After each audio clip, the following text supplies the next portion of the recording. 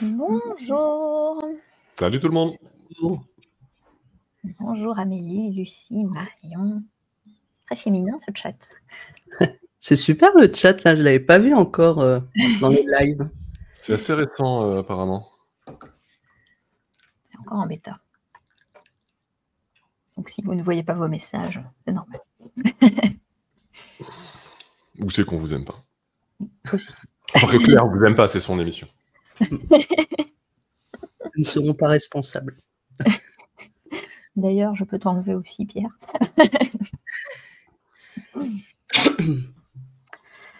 Alors, nous sommes ici aujourd'hui pour discuter un petit peu freelancing et répondre à toutes les questions, ou presque toutes les questions qui pourront nous être posées dans le chat. On a reçu quelques questions aussi avant de faire l'émission. Et l'idée, c'est de partager un petit peu notre expérience sur notre expérience en tant que freelance et pouvoir aider ceux qui souhaitent avoir des points de vue différents.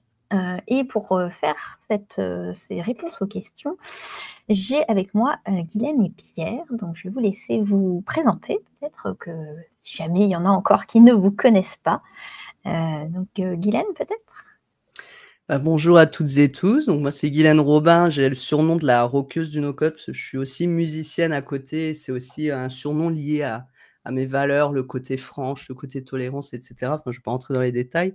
Je suis consultante no-code depuis 2 ans maintenant.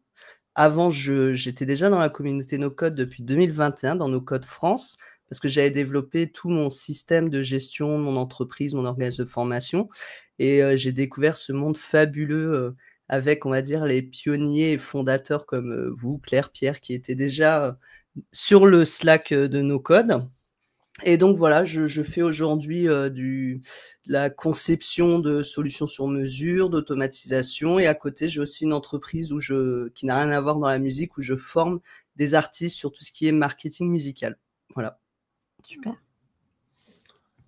Et moi du coup, je suis Pierre Simonin, je suis freelance depuis 5 ans et demi maintenant, et donc j'ai commencé en fait sur une autre activité, et je suis freelance donc, dans le domaine du no-code depuis 4 ans et demi maintenant. Donc je fais du Airtable, Make, Bubble, enfin sur beaucoup de Bubble et pas mal de Make et un peu de Airtable, on va dire. Pour des clients assez variés, souvent des petites entreprises. Je fais partie de l'équipe No-Code France, je me suis longtemps occupé du Slack, aujourd'hui je m'occupe de Twitch. J'ai créé outilnocode.com, qui est un annuaire des outils no-code et de plein de ressources, etc. Et puis je vais m'arrêter là parce qu'on va passer l'émission si je dois détailler tout ce que je fais. Pour la petite histoire, on a fait un test avec Pierre, on a demandé à ChatGPT nos biographies et on a découvert plein d'activités qu'on ne fonctionnait pas dans nos biographies. Donc, ouais. Ah oui, j'ai créé des boîtes dont je n'avais pas connaissance. C'est assez impressionnant. Merci ChatGPT. Voilà, comme quoi, pour devenir freelance, demandez à ChatGPT, avec un peu de chance, vous l'êtes déjà et vous ne le savez pas encore. Voilà. Fin de la conf. Vous avez des jumeaux et jumelles? Et donc, moi, Claire Champourlier, je suis indépendante depuis 2 ans aussi. Et j'accompagne principalement des associations et des petites entreprises à impact sur toute leur partie, tous leurs sujets techniques, donc du no-code, mais parfois pas que du no-code. Je fais un petit peu tous les outils. Tu disais, Pierre, que c'est N8N qui m'a choisi. Et ben, étrangement, en fait, je fais très peu de missions sur N8N, mais ça me permet aussi de faire des choses très, très différentes. Et membre aussi de No-Code France. Vous me retrouvez régulièrement ici sur les lives ou sur le Slack. Du coup, je vous propose de démarrer par peut-être savoir un petit peu comment vous vous êtes lancé en freelance, comment vous avez trouvé vos premiers clients. Est-ce que vous vous sentez plutôt généraliste, plutôt spécialiste d'un outil? Pierre, tu nous as décrit un petit peu ta stack technique. Et du coup, comment tu t'es retrouvé là-dedans? Mmh. En fait, moi, j'ai d'abord utilisé, ces outils-là pour mes besoins personnels. Et enfin, j'étais déjà freelance, j'ai commencé dans le no-code il y a un certain temps, quand j'étais à l'époque où j'étais entrepreneur pour automatiser ma boîte. Je suis devenu freelance, logiquement, j'ai commencé à automatiser des choses dans mon activité avec des outils différents d'ailleurs. J'avais commencé sur Zapier et puis je suis passé sur Integromat, maintenant Make. Hem et heu et en fait, une fois que j'étais freelance et qu'en fait je passais beaucoup de temps à optimiser mes process et cetera, à l'époque, surtout sur Airtable et Make, je me suis dit: «Mais, j'aime bien faire ça. Allez, j'ajoute ça sur mon profil Malte et on verra». Et en fait, ça a décollé tout de suite. Mon activité freelance était, assez moribonde, à ce moment-là, et à partir du moment où j'ai ajouté le no-code comme corde à mon arc, ça a tout de suite pris. Il faut dire que le contexte était très différent. Il y avait beaucoup de demandes, il y en a encore beaucoup, mais il y a surtout beaucoup moins de monde, pour y répondre. Et en fait, sans le faire exprès, j'ai un peu triché avec l'algorithme de Malte, parce que j'ai ajouté une activité à mon profil, mais mon profil était déjà bien référencé, j'avais des avis, et cetera. Donc en fait, les gens d'un coup se sont dit: «Ah ben c'est bien, il a des super bons avis, il doit être expert no code», alors qu'en fait mes avis étaient pour des trucs qui n'avaient rien à voir. Donc voilà, moi j'ai un peu triché là-dessus, mais finalement j'ai un parcours qui est assez, commun chez beaucoup de gens dans la communauté, qui est que j'ai commencé à utiliser ces outils pour mon besoin personnel, et heu et en fait, je me suis dit: «Mais je préfère faire ça que mon boulot. Pourquoi j'en ferais pas un peu plus?» Ou du moins, j'aime faire autant ça que mon boulot, je voudrais bien en faire un peu à côté, et heu et voilà comment je suis tombé dans la marmite. Et toi, du coup, Guylaine, ça a démarré tout de suite no code? Non, alors le milieu du freelance, alors pour, faire un peu de contextualisation, j'ai 43 ans cette année. J'ai monté ma première entreprise, j'avais 20 ans. Je faisais du reportage vidéo, des films de mariage, d'entreprise et cetera. J'étais en école d'audiovisuel, donc rien à voir. Mais bon, ça m'a permis d'avoir les bases parce qu'à l'époque, quand on créait, l'auto-entreprise, ça existait déjà. Il fallait obligatoirement faire une formation payante, alors j'étais à la chambre des métiers, sur la compta, les assurances, enfin tout ce qui, je pense, devrait être encore obligatoire aujourd'hui. Parce que c'est des sujets quand on se lance, les gens découvrent qu'il y a des responsabilités quand on est entrepreneur, donc je trouvais que c'était bien que ces formations étaient obligatoires. Ensuite, j'ai travaillé comme salarié.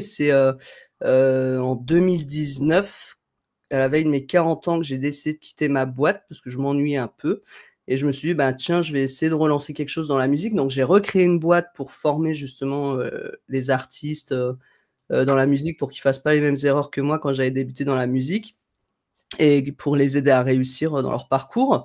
Et ensuite, c'est par rapport à ça que j'ai fait Calliope, Datadog, enfin tous les trucs pour Mmh. l'organisme de formation, que j'ai cherché des solutions pour, gérer ça facilement, parce que quand on est tout seul, qu'on a une boîte, il y a beaucoup de choses à gérer en administratif, surtout quand on fait de la formation. Et c'est là que j'ai découvert No Code France, que j'ai découvert, les outils. Alors à la base, c'était Airtable et Make et Zapier, mais j'ai tout de suite eu un coup de cœur pour Make, donc je suis parti, là-dessus parce que je préférais tout ce qui était la façon de programmer visuellement de Make. Et ensuite, bah, j'ai créé mes premiers outils, et c'est d'autres organismes qui m'ont dit: «Bah, en fait, c'est vachement intéressant ce que tu fais, on aimerait bien savoir le faire». Et je me suis dit: «Ben, je vais faire une formation», vu que je suis aussi du domaine de la formation. Je me suis dit: «Je vais créer une formation sur le sujet vraiment niché pour les organismes». Et ensuite, des gens m'ont dit: «Bah, en fait, j'ai pas le temps de me former, donc est-ce que tu peux pas le faire pour moi?» Et en fait, c'est comme ça, petit à petit, Mmh. bah, comme Pierre, on l'utilise souvent pour nous déjà parce que ça nous facilite, puis d'autres gens se rendent compte que, bah, ça peut les faciliter, puis nous demandent de le faire, pour eux. Et c'est comme ça, en fait, que ça a démarré, et sans faire trop de pub ou autre, c'est vrai que, bah, j'étais déjà dans le milieu des organismes, donc j'étais déjà un peu connu de certains organismes, et puis avec le bouche à oreille, ça s'est fait un petit peu comme ça, quoi.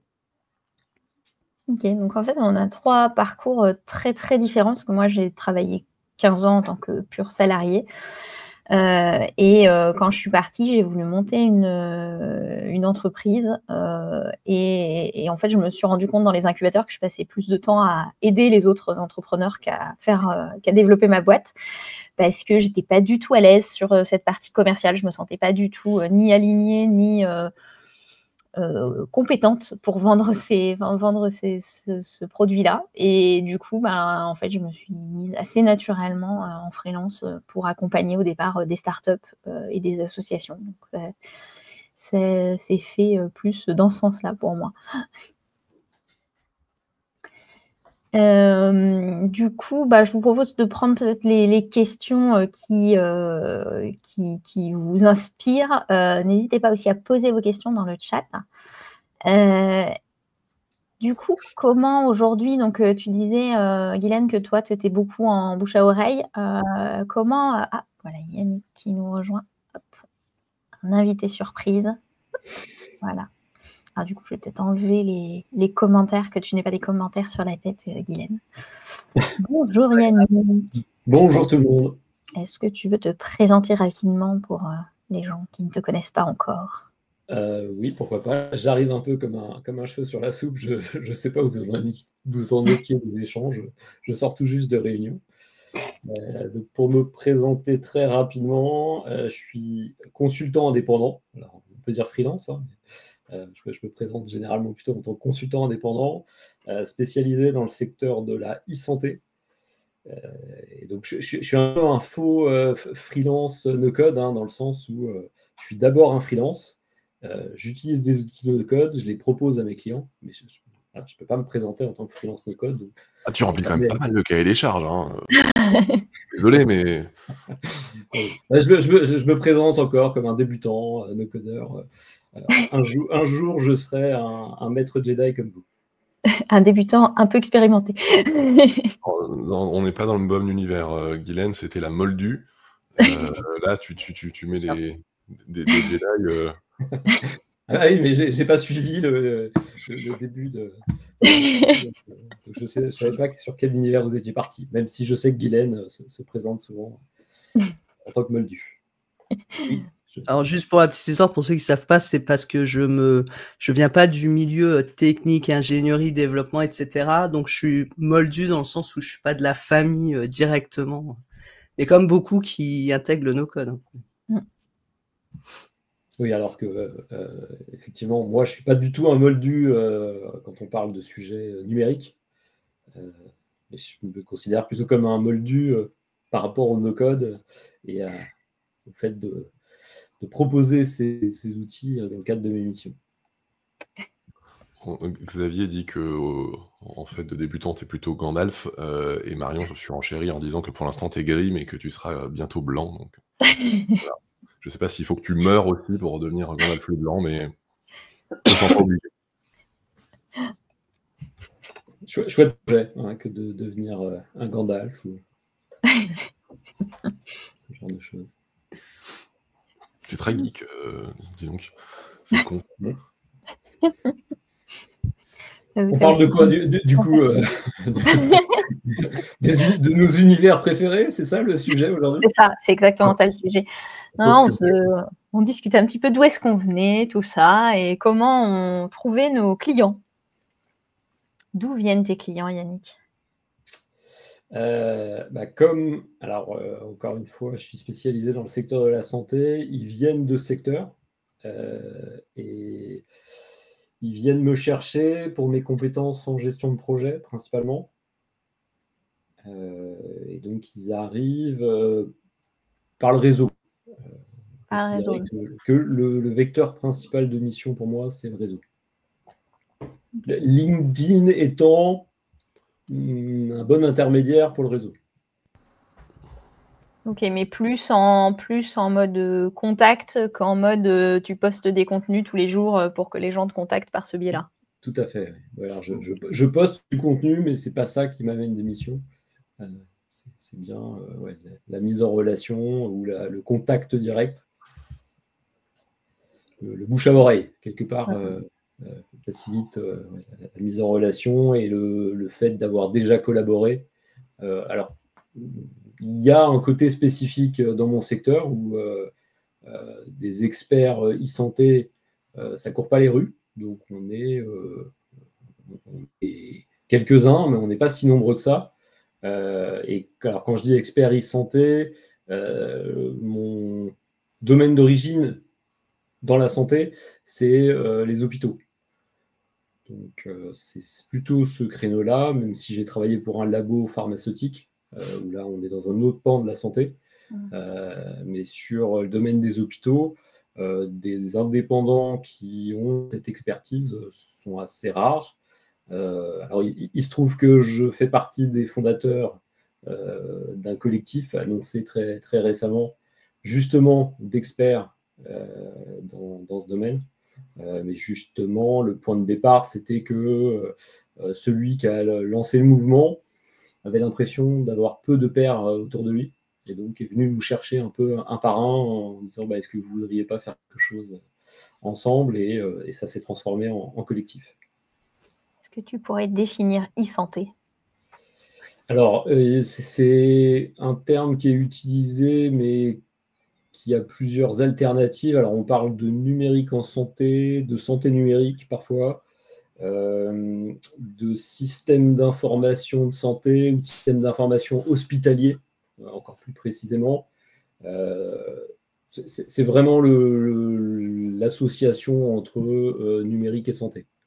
Cette idée qu'on fait des projets qui vont digitaliser quelque part des processus dans le secteur de la santé, avec différents types d'acteurs. Il y a un certain nombre de startups qui sont taguées e-santé, qui vont proposer des solutions numériques.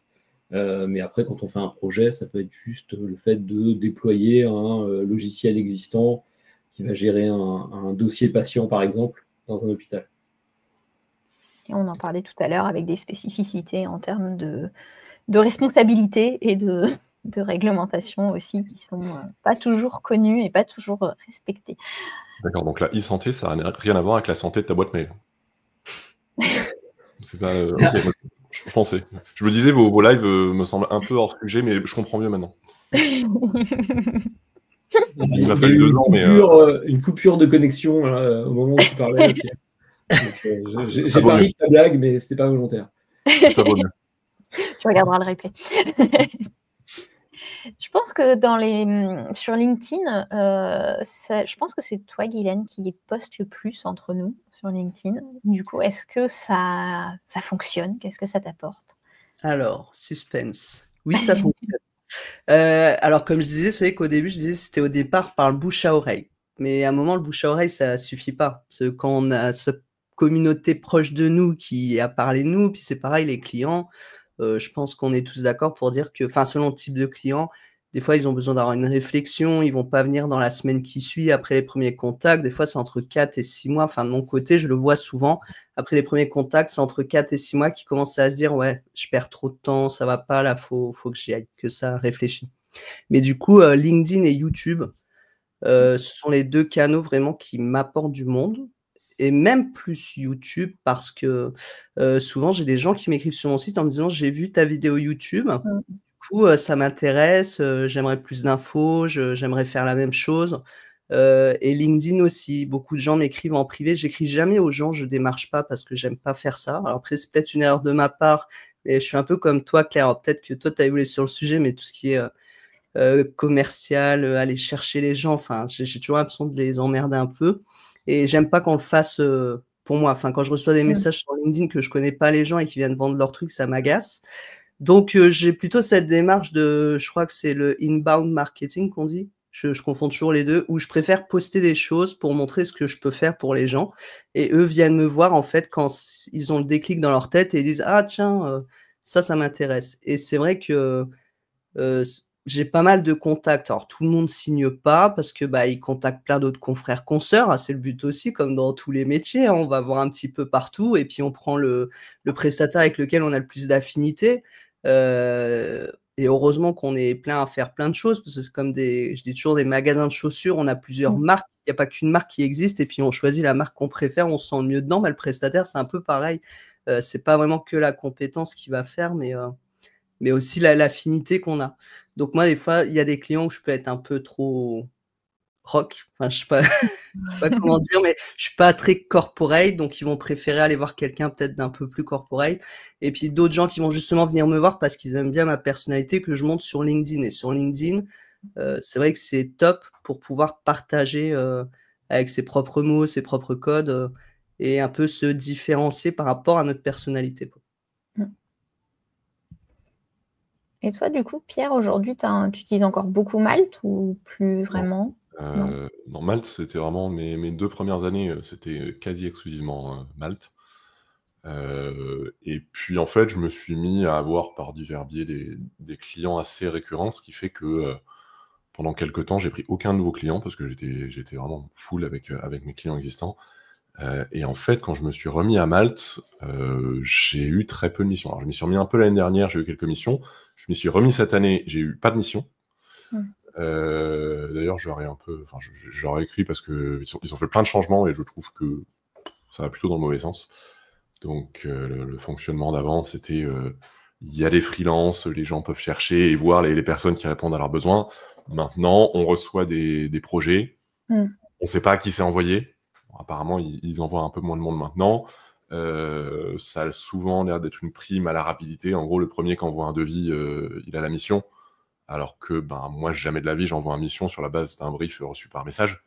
Je fais jamais un devis sans avoir parlé avec la personne, quoi. Enfin, donc voilà, il y a un fonctionnement qui me va pas et je trouve plus profondément que ça, qui me semble être en décalage avec le démarrage de missions sur des bases saines.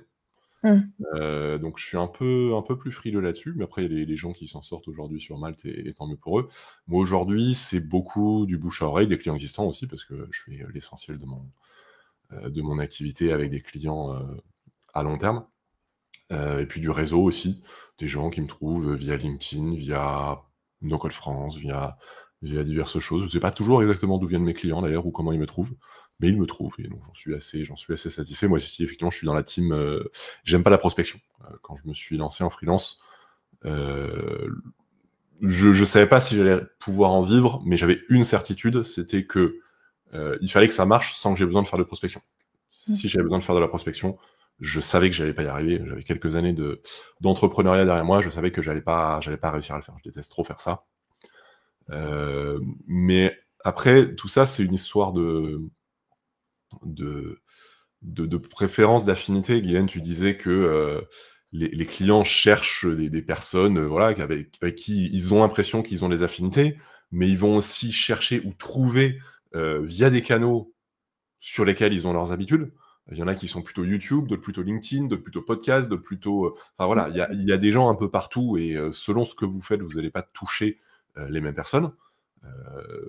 Du coup, c'est faites avant tout ce que vous avez envie de faire, ce qui vous parle, ce qui vous motive, parce que vous forcez à prospecter. Si vous détestez ça au plus profond de votre être, ça va pas durer. Enfin, c'est vraiment compliqué. Mais après, il faut aussi avoir conscience des délais liés aux différents modes d'acquisition. Déjà, Guylaine, tu disais, même quand on est en contact avec un client, on ne signe pas forcément tout de suite. Donc, effectivement, sur de la prospection, c'est le plus direct, mais il ne faut pas s'attendre à je prospecte et j'ai une mission demain. Mais sur de l'inbound, sur de la communication, c'est pire. Il faut des mois et des mois à établir une présence, à créer des habitudes, à se constituer petit à petit une audience pour commencer à espérer obtenir des retours. Donc, il ne suffit pas de publier une vidéo YouTube ou un post LinkedIn pour avoir des clients. C'est vraiment un travail de long terme. Et là aussi, si vous n'aimez pas ça, essayez pas. Enfin, vous forcez pas. Vous allez lâcher l'affaire avant que ça ait donné des résultats, quoi. Donc, Ouais, je me permets, Pierre, par exemple, moi, pour LinkedIn, Ouais. c'est depuis vraiment novembre 2024 que je publie au moins 3 fois par semaine, quoi. Oui. Oui. Il faut de la régularité.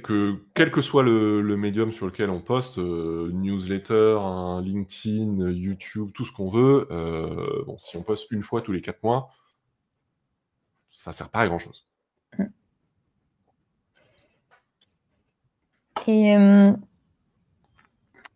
Et j'avais une question, mais je l'ai complètement oubliée. Donc voilà. Ah si, c'était sur le fait justement de la recommandation. Il y a quand même quelque chose, c'est que la recommandation, ça se sollicite aussi, de toute façon d'ailleurs, que ce soit sur les plateformes, que ce soit sur...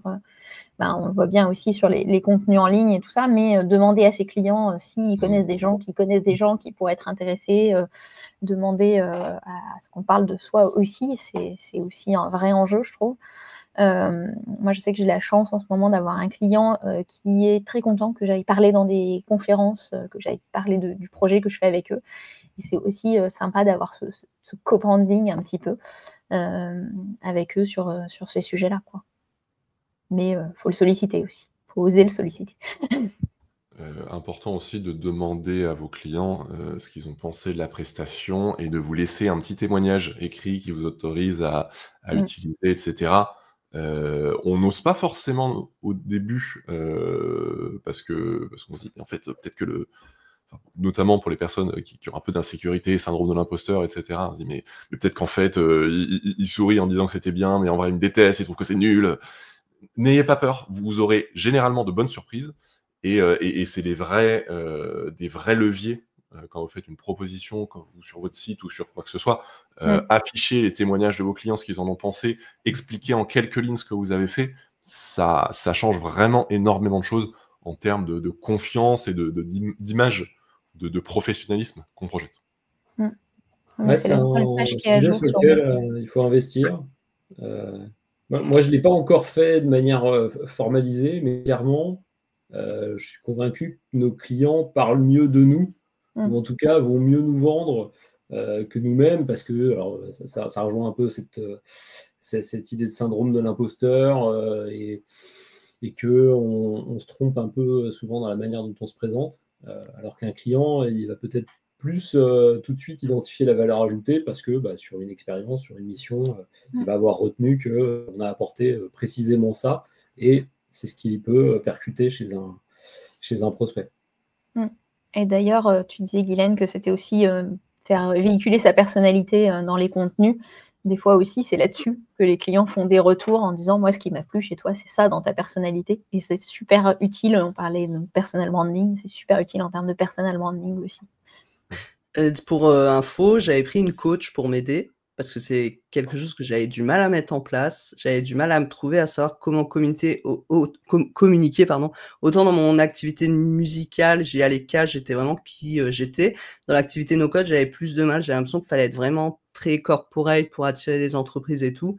Et en fait, c'est vraiment déclenché quand on est parti justement sur ce truc de roqueuse du no-code où elle m'a dit, mais c'est ça en fait ta personnalité, c'est ça qu'il faut que tu montres.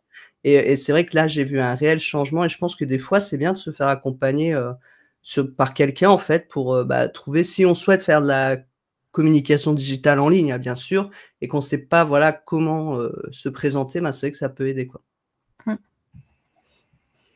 Est-ce que vous faites aussi partie de collectifs ou vous travaillez ponctuellement pour des agences? Alors, Yannick, tu nous disais que ça... Oui, depuis peu.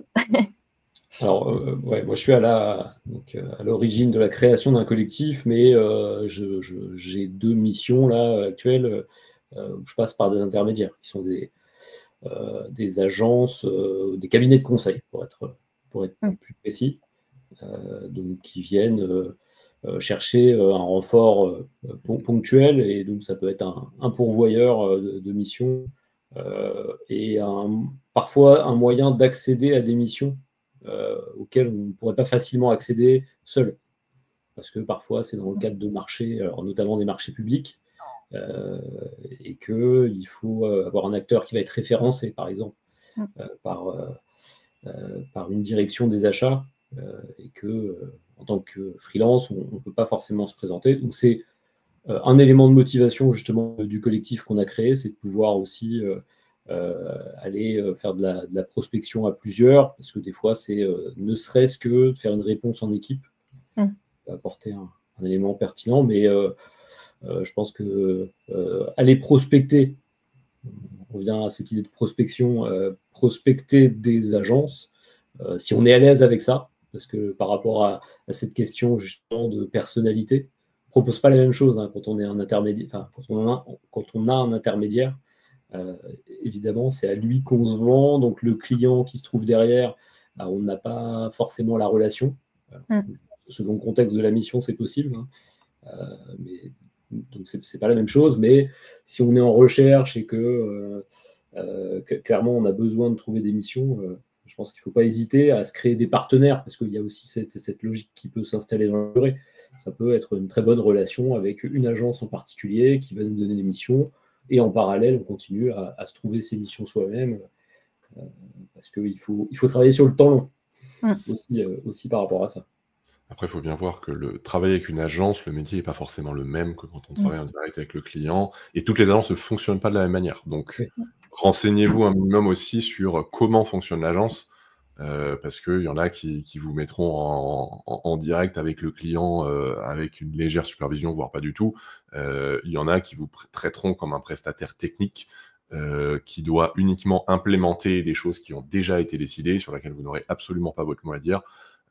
Il y a des gens qui aiment beaucoup ça, se dire « Ok, c'est très clair, maintenant je déroule et c'est ça que j'aime faire ». Il y en a d'autres qui se diront « Mais en fait, on me prive de tout ce que j'aime dans ce métier ». Donc, voilà, sachez qu'il y a différents modes de fonctionnement, que là encore, tous ne vous conviendront pas. Donc, il faut aussi se diriger vers ceux qui sont compatibles avec votre manière de faire et ce que vous appréciez, quoi. Moi, je travaille du coup toute seule et aussi effectivement en collectif avec Manon Mercier. Et c'est vrai que c'est aussi une question de fit humain, où on s'est super bien trouvé, où on se comprend très bien, où elle peut gérer toute la partie produit, supervision de la mission. Et ça nous permet d'avoir 2 points de vue aussi quand on collecte les besoins auprès du client. Et ça, c'est quand même parfois très, très utile. Et aussi de savoir que quand il y en a un qui n'est pas disponible, l'autre sera quand même là au moins pour répondre au client. Et je trouve que ça enlève un peu de stress aussi de ce côté-là, ce qui est parfois très agréable. Mais effectivement, il y a des agences aussi où c'est beaucoup, beaucoup plus verrouillé, comme tu le dis, Olivier. Ok. Et du coup, je saute un peu sur un autre sujet, mais quand vous chiffrez vos projets, comment vous vous y prenez? Est-ce que vous offrez une partie de la prestation? Est-ce que vous faites tout payer? Est-ce qu'on a eu un débat tout à l'heure sur le Slack, sur le paiement par chèque aussi? Comment vous gérez ce début de mission où c'est pas évident parce qu'on a envie d'impressionner le client, de lui montrer qu'on est compétent et en même temps on a envie qu'il paye au bout d'un moment. Comment vous gérez ce début de mission? Je vois si... Vas-y, tu le fais beaucoup mieux que moi, donc vas-y. Du tout. Non, alors c'est vrai que souvent je vois la question comment vous facturez vos prestations, comment vous pensez au prix et tout. Je pense qu'en fait, il faut trouver son fonctionnement avec son type de client aussi. J'ai essayé plein de choses au début parce que je me cherchais aussi, parce que c'était enfin voilà, c'est pas comme faire une formation, faire payer une formation, c'est un peu plus simple parce qu'il y a plusieurs types de prestations en no-code qu'on peut faire aussi, donc ça dépend du type de prestation. J'ai essayé, alors j'avais écouté pas mal aussi les podcasts de Lilian à l'époque où il parle aussi du sujet, enfin j'ai regardé pas mal de contenu pour voir un peu les bonnes pratiques. J'ai testé le forfait sur 2-3 jours où je disais au client, on part déjà sur un forfait, tu vois déjà ce que je fais en 2-3 jours et si tu veux qu'on continue après c'était à l'heure. Donc ça a marché. Après moi, j'aimais pas trop ce fonctionnement, j'aimais pas trop gérer ça. Donc maintenant, je pars vraiment sur, de toute façon, comme je fais vraiment une analyse avant, cartographie des systèmes et cetera pour le sur-mesure, tout ce que je peux estimer, je l'estime. Après, j'ai un petit peu plus l'expérience pour estimer par rapport aux prestations que j'ai faites. Mais maintenant, je fais un forfait, quoi. Et s'il y a des tâches supplémentaires que je peux pas estimer, c'est à l'heure. Donc je fais des crédits d'heures. Mais en général, dès que je peux, je pars sur du forfait. Après, pour les types de paiement, je veux pas non plus imposer aux clients. Donc, comme on parlait du chèque, c'est vrai que j'évite les chèques. Moi, j'ai très peu de gens qui payent par chèque. Mais bon, si le client veut payer par chèque parce qu'il préfère, j'essaie de m'adapter. Par contre, moi, c'est toujours audit. Après, je fais un cahier des charges. Ensuite, avec l'estimation de prix. Et par rapport à ça, soit il valide le devis et il faut qu'il y ait le paiement. Alors, suivant le projet, il paye tout de suite si c'est moins de temps. Sinon, je fais en 2 fois. Où je propose des paiements avec Klarna, par exemple, où ils peuvent payer en plusieurs fois. Et moi, j'ai tout de suite, comme ça, j'ai pas à gérer. Mais de toute façon, il faut que j'ai encaissé le paiement, sinon je démarre pas la prestation. Sauf j'avais fait une petite story, mais c'était sur un autre sujet pour animer une formation où j'ai fait confiance à quelqu'un et ça s'est pas bien passé. Donc, ayez un contrat, sinon ne démarrez pas la prestation. À minima, effectivement, le contrat. Lucie demande si tu fais payer ton audit. Oui, Alors, ça, c'est pareil, j'ai beaucoup réfléchi, mais je pense que c'est vraiment un fonctionnement que chacun, une réflexion que chacun doit avoir pour soi déjà, sur ce qu'il fait ou pas. Je sais que certains ne font pas d'audit, ça dépend des prestations qu'on propose. Moi, c'est vraiment sur les grosses solutions sur mesure, hein, parce que les clients vous disent toujours: «Oui, mais si j'ai des process définis, je sais ce que je veux, mon entreprise roule», puis quand on rentre dedans, c'est le gros bordel. Donc pour estimer un prix, voilà, il faut quand même comprendre, ce qu'il va falloir faire et d'où on part. Donc je le fais payer. C'est une prestation que je mets à part parce que j'ai des clients qui prennent que l'audit. Ils veulent juste faire, cette analyse. Donc moi, c'est pas des grosses entreprises, donc ça dure une demi-journée parce que c'est souvent des gens en solo ou autres qui ont pas non plus, 50 équipes à gérer. Je sais que d'autres personnes font des audits sur 2-3 jours, se déplacent même dans les entreprises, donc ça dépend encore le type, de client qu'on a. Mais je fais payer cette prestation. Ensuite, je donne l'estimation du projet, de la conception des automatisations.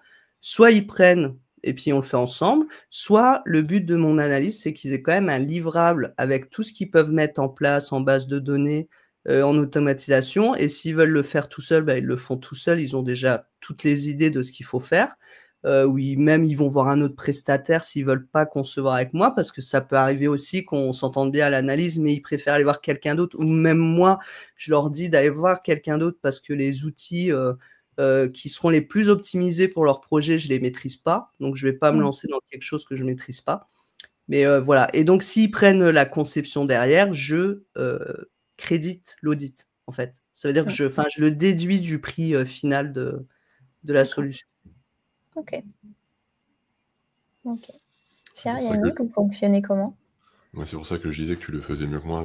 J'arrive pas à, enfin, j'ai pas réussi jusque-là à facturer cette période d'audit. Je sais que tu le fais et moi j'ai un peu de mal. Une des rares fois où j'ai essayé de le faire, le client m'a regardé avec des yeux ronds en disant mais on n'a pas besoin d'audit, on sait très bien comment on fonctionne. C'est pas évident, je l'avoue. Bah oui, mais Peut-être pas que je moi perds en des fait. clients à cause de ça. Vous voulez que je fasse quoi? Que je vous conseille mais à l'aveugle? En fait, je prends juste vos conclusions et je vous les renvoie?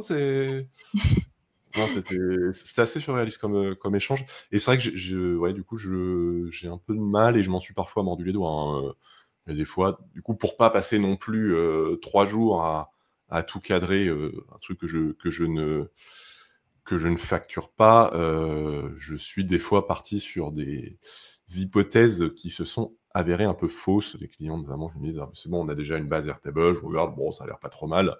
Je dis: Mmh. «Bon, la structure de la base, elle vous convient?» «Ah oui, oui, il y a peut-être 1 ou 2 trucs à changer», et en fait, je mets les mains dedans, et une fois que je connais un peu mieux les process et que je vois la base, je me dis: «Mais faut tout changer, en fait». Mmh. Voilà, donc là, ouais, je m'en suis un peu mordu les doigts, mais sinon, sur le mode de facturation, moi, je ne fais quasiment plus de forfait. Mmh. Je Pour beaucoup de clients, c'est du réel, c'est-à-dire à la fin du mois, je facture le temps que j'ai passé sur le mois. Je mets en place des plafonds, enfin, tout Mmh. ce qu'ils veulent pour garder la maîtrise de leur budget. Ils vont pas se retrouver avec une facture de 15 000 € à la fin du mois, qu'ils n'avaient pas vu venir. Toutes les semaines, ils retrouvent enfin, ils ont, par mail le récap du temps que j'ai passé la semaine d'avant, où on est dans le budget, et cetera.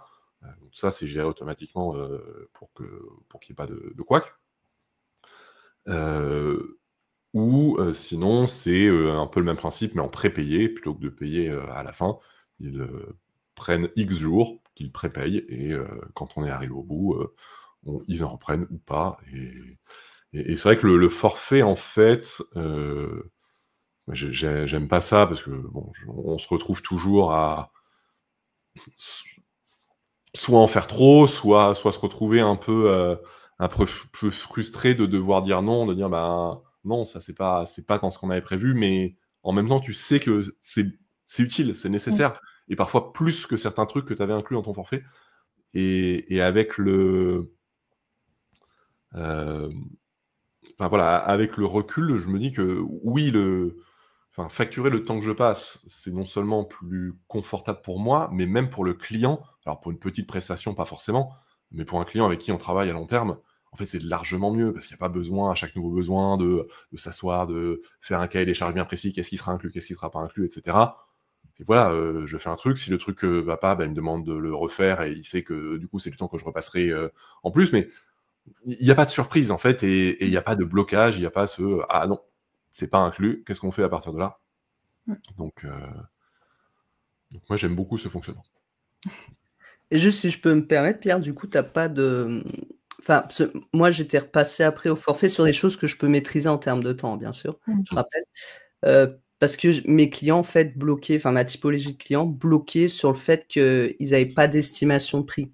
Et en fait, justement, quand je leur disais: «Ben, on fait, à l'heure», en fait, souvent, ils me disaient: «Ah mais moi, j'ai besoin de savoir combien ça va coûter dans le temps et cetera». Tu as pas de problème avec ça, toi, avec tes clients pour vendre ça?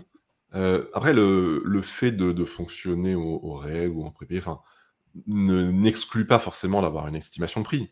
Mais juste, elle peut être plus large. Dire: «Bah, là, franchement, de ce que vous me dites, ça peut prendre, la version vraiment, minimale, ça peut prendre 3 jours, peut-être jusqu'à 5 jours, ou là, il y a peut-être il y a un truc technique, je ne sais pas exactement encore comment je vais le gérer, bon, ça peut faire une journée de plus». Enfin, et du coup, ils ont quand même un budget qui est borné, qui est cadré et qui est un peu flexible. C'est-à-dire, bah, si vous voulez, la version minimale, on fait la version minimale. Si vous en voulez plus, on n'est pas bloqué là-dessus.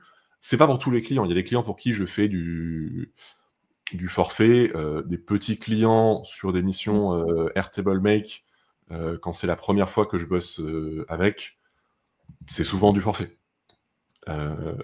Mais maintenant, j'allais dire c'est rare, mais maintenant je crois que ça m'arrive même plus de faire une deuxième mission pour un client existant au forfait. C'est vraiment immédiatement, je passe au réel mais oui, c'est sûr que c'est pas pour tous les clients. Après, bon, encore une fois, pour replacer dans le contexte, je bosse beaucoup avec des clients long terme. J'ai quelques clients, voilà, où je fais une mission et c'est tout, mais 60-80% de mon activité, c'est des clients avec qui je bosse 1, 2, 3 ans. Donc voilà, au bout d'un moment, cette flexibilité est vraiment bénéfique pour tout le monde. Il y a une question pour Pierre. Oui, Vas-y, Yannick. je vais y venir, je l'ai vu, je l'ai repéré, mais j'y viens juste après. Est-ce que tu veux nous partager dans un le petit peu chat? comment tu kiffes, Yannick? Ouais, mais t'inquiète pas, je te la mets juste après. Sur le comment on gère ça, je crois il y a le thème notre Ouais. stack technique plus tard, donc Ouais, on y ouais. reviendra C'est peut-être un pour peu ça, après. je pensais garder pour ça. C'est pour ça que j'ai regardé dans un coin de la tête. Et, alors, moi, j'ai grandi professionnellement dans ce qu'on appelait au siècle dernier des sociétés de services informatiques. Donc, tous ces sujets, en fait, j'ai baigné dedans dans différents contextes. Donc, ça m'apparaît pas comme Enfin, quand je me suis lancé en tant qu'indépendant, ça m'est pas apparu comme une question difficile. J'avais des repères par rapport à ça, la notion de forfait, de régie. Donc ça, c'était clairement facilitant pour pouvoir être à l'aise avec le sujet. Globalement, mes missions sont en régie. C'est des missions alors plus ou moins longues, mais globalement, on se met d'accord sur un nombre de jours, un tarif journalier, et je fais un suivi au consommé mensuel. Donc, parce que justement, c'est au moins des missions de 3 mois.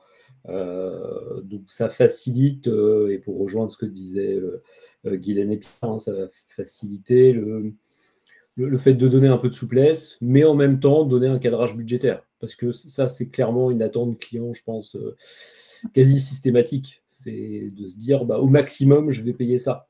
Parce que bah, moi-même, en tant que quelque part acheteur, quand je vais payer quelque chose, je préfère savoir à l'avance combien ça va me coûter plus.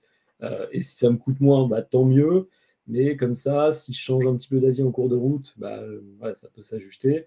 Le forfait, ça correspond à certains types de missions, parce que parfois, il y a vraiment l'importance d'avoir un livrable à la clé, notamment quand moi je peux avoir des contextes réglementaires où là, bah, il faut qu'il y ait un livrable qui soit sous telle forme. Donc on sait assez facilement dimensionner la mission, et le client, lui, il est assuré d'avoir le livrable qu'il a commandé. Mais oui, ça demande d'avoir peut-être un peu plus d'échanges initialement.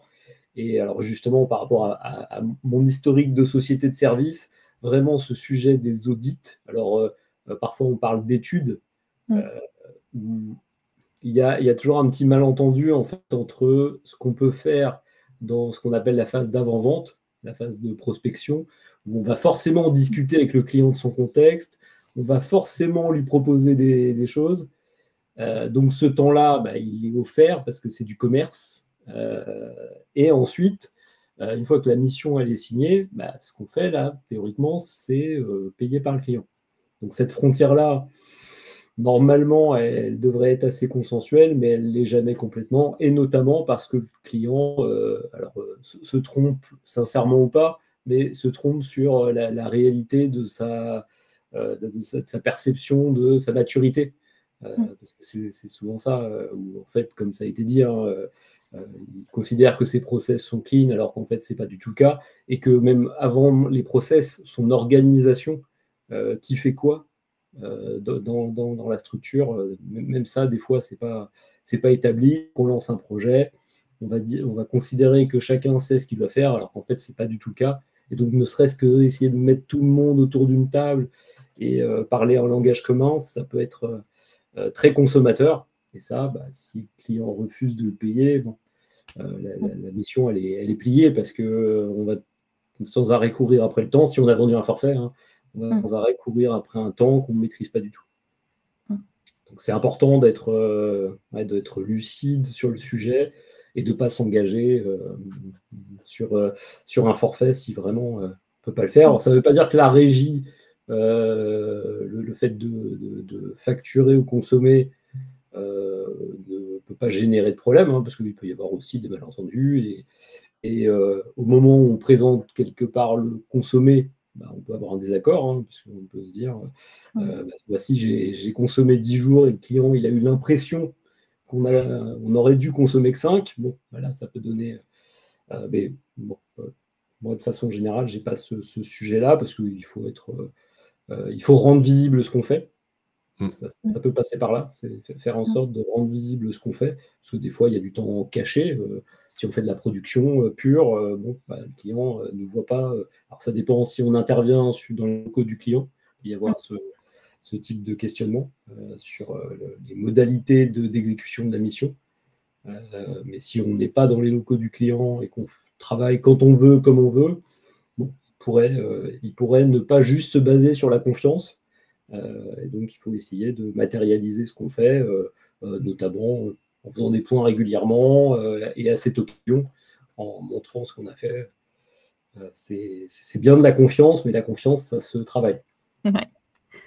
Moi, je facture beaucoup au temps passé sur des missions longues. Éventuellement, j'ai des clients avec qui on s'est mis d'accord sur un nombre de jours par mois, et s'ils demandent plus, je les préviens, mais du coup, ça vient en plus du forfait mensuel. Et si jamais vraiment il n'y a rien à faire ce mois-là, je reporte la consommation sur d'autres mois en général, ce qui arrive rarement, mais en fait ils me payent même le mois d'août, donc du coup en général je dispatche les jours un petit peu ailleurs pendant les mois où c'est plus calme. Et après je fais du forfait sur des plus petites missions, des clients que je ne connais pas encore, comme tu disais Pierre. Et tu demandais, Amélie, comment faire les premières estimations. Moi, j'avais un chef dans la banque qui demandait aux développeurs de faire une estimation et qui multipliait par 3.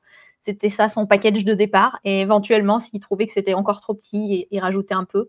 Parce qu'on a tendance à toujours énormément sous-estimer le temps que ça va nous prendre. Donc, ça peut être une approximation. Voilà, pour démarrer. Pour estimer un budget, parce que de toute façon, il y a toujours besoin de le faire, même si on est en régie, il y a toujours un moment, faut un peu savoir évaluer le temps qu'on va passer sur un truc. On ne se lance pas dans un projet en se disant « Oh là, je sais pas, ça va peut-être me prendre 1 ou 60 jours, on verra. » Non. Moi, je dirais qu'il y a 2 choses essentielles. La première, c'est de découper. Regarder le projet dans son ensemble et dire 7,8 jours, ça n'a aucun sens. Je découpe toujours en phases.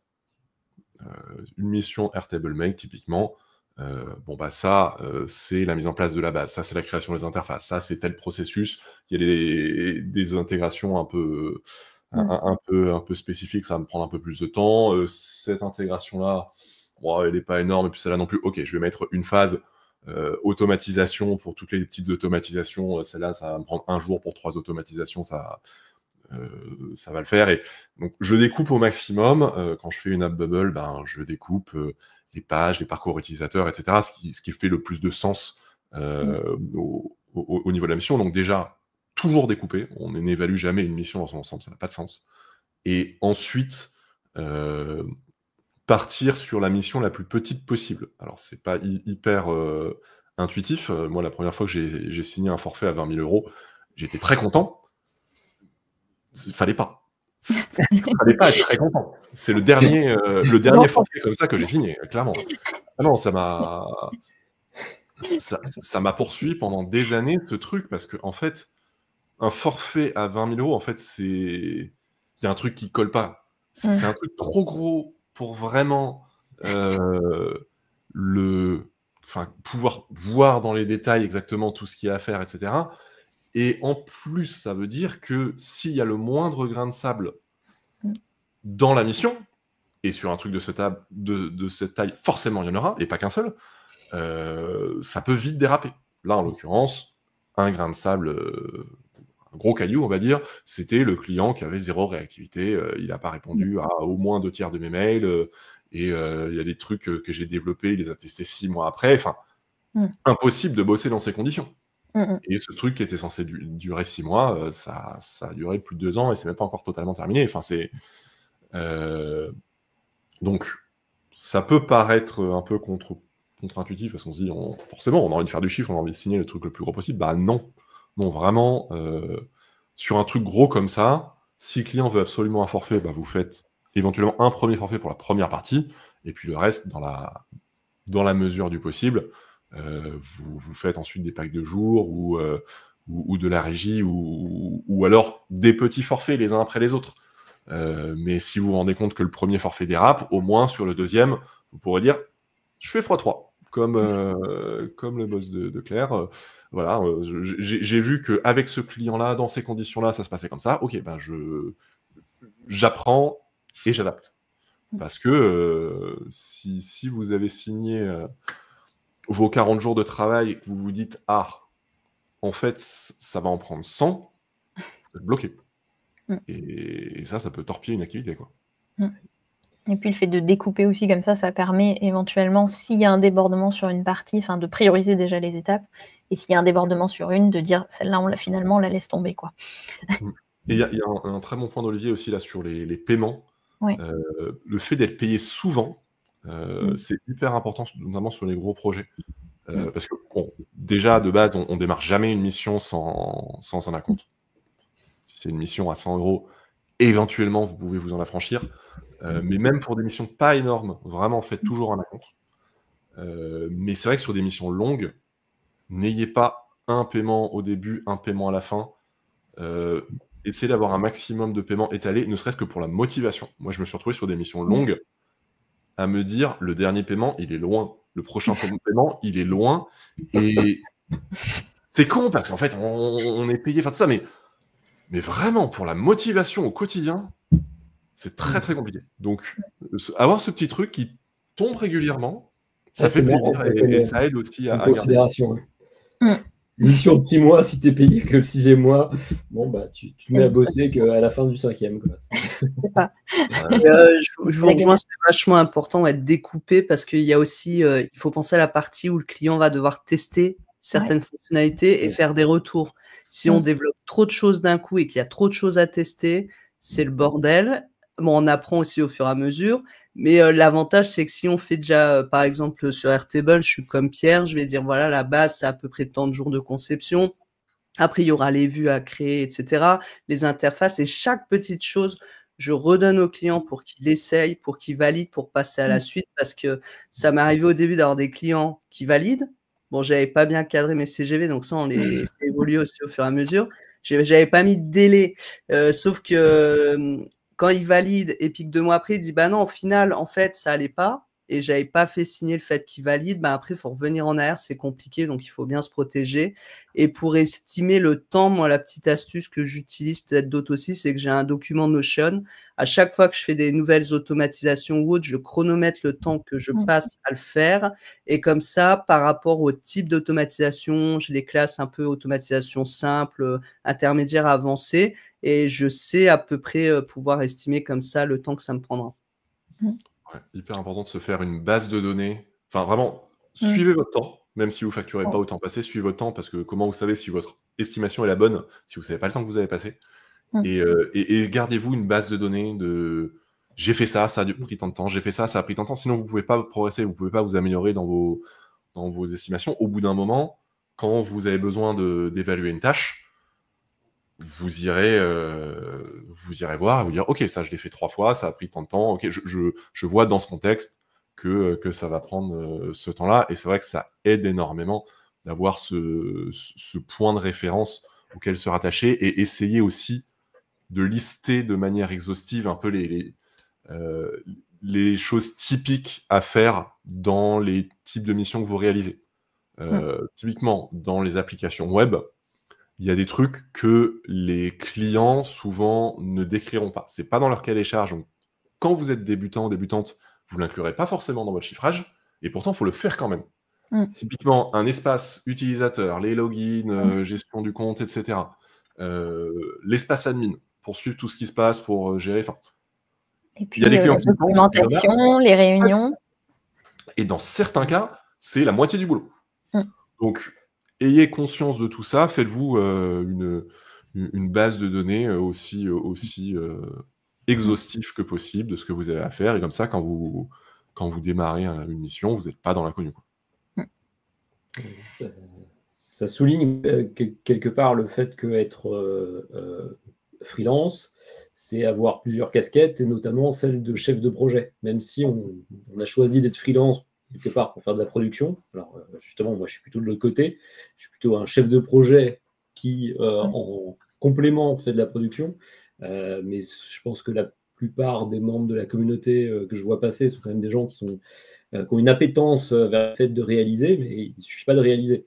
Il faut être aussi son propre chef de projet, et donc prendre en compte les différentes phases et avoir construit sa méthodologie, parce qu'il n'y a pas une méthodologie. Je pense que selon, et ça rejoint ce que disait Pierre, selon le type d'outil dont on parle, il y a plein de sujets, ça peut passer par de la formation, mais essayer d'arriver avec un certain nombre de questions fondamentales sur l'approche du sujet, et avant même d'avoir signé le moindre contrat, quelque part, déjà, c'est un petit peu rodé sur ces aspects-là, parce que oui, on oublie tout le temps des choses, et il faut être à l'aise en fait avec la mission, que le client soit en confiance, parce que s'il fait appel à une aide externe, c'est qu'il attend une forme d'expertise, et pas que d'expertise technique.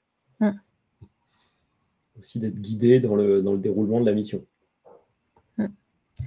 Je vois que le temps file. Est-ce que vous avez encore un petit peu de temps ou pas? Oui, un petit peu. Alors, je vous propose simplement de prendre quelques questions sur les outils. J'ai vu qu'on avait une question dans le chat qui demandait si on avait des contrats d'affiliation avec les outils, comment convaincre nos clients de prendre la licence payante. Et on avait eu une question avant de savoir si on refacturait les abonnements et si on margeait sur cette refacturation. Donc, si on peut répondre à ça. Sur la deuxième question, il y a un consensus. À chaque fois qu'on en discute, le consensus, c'est non. Le client prend ses outils, ne vous embêtez pas à refacturer, essayez de marger. C'est beaucoup de galères pour pas beaucoup de gains.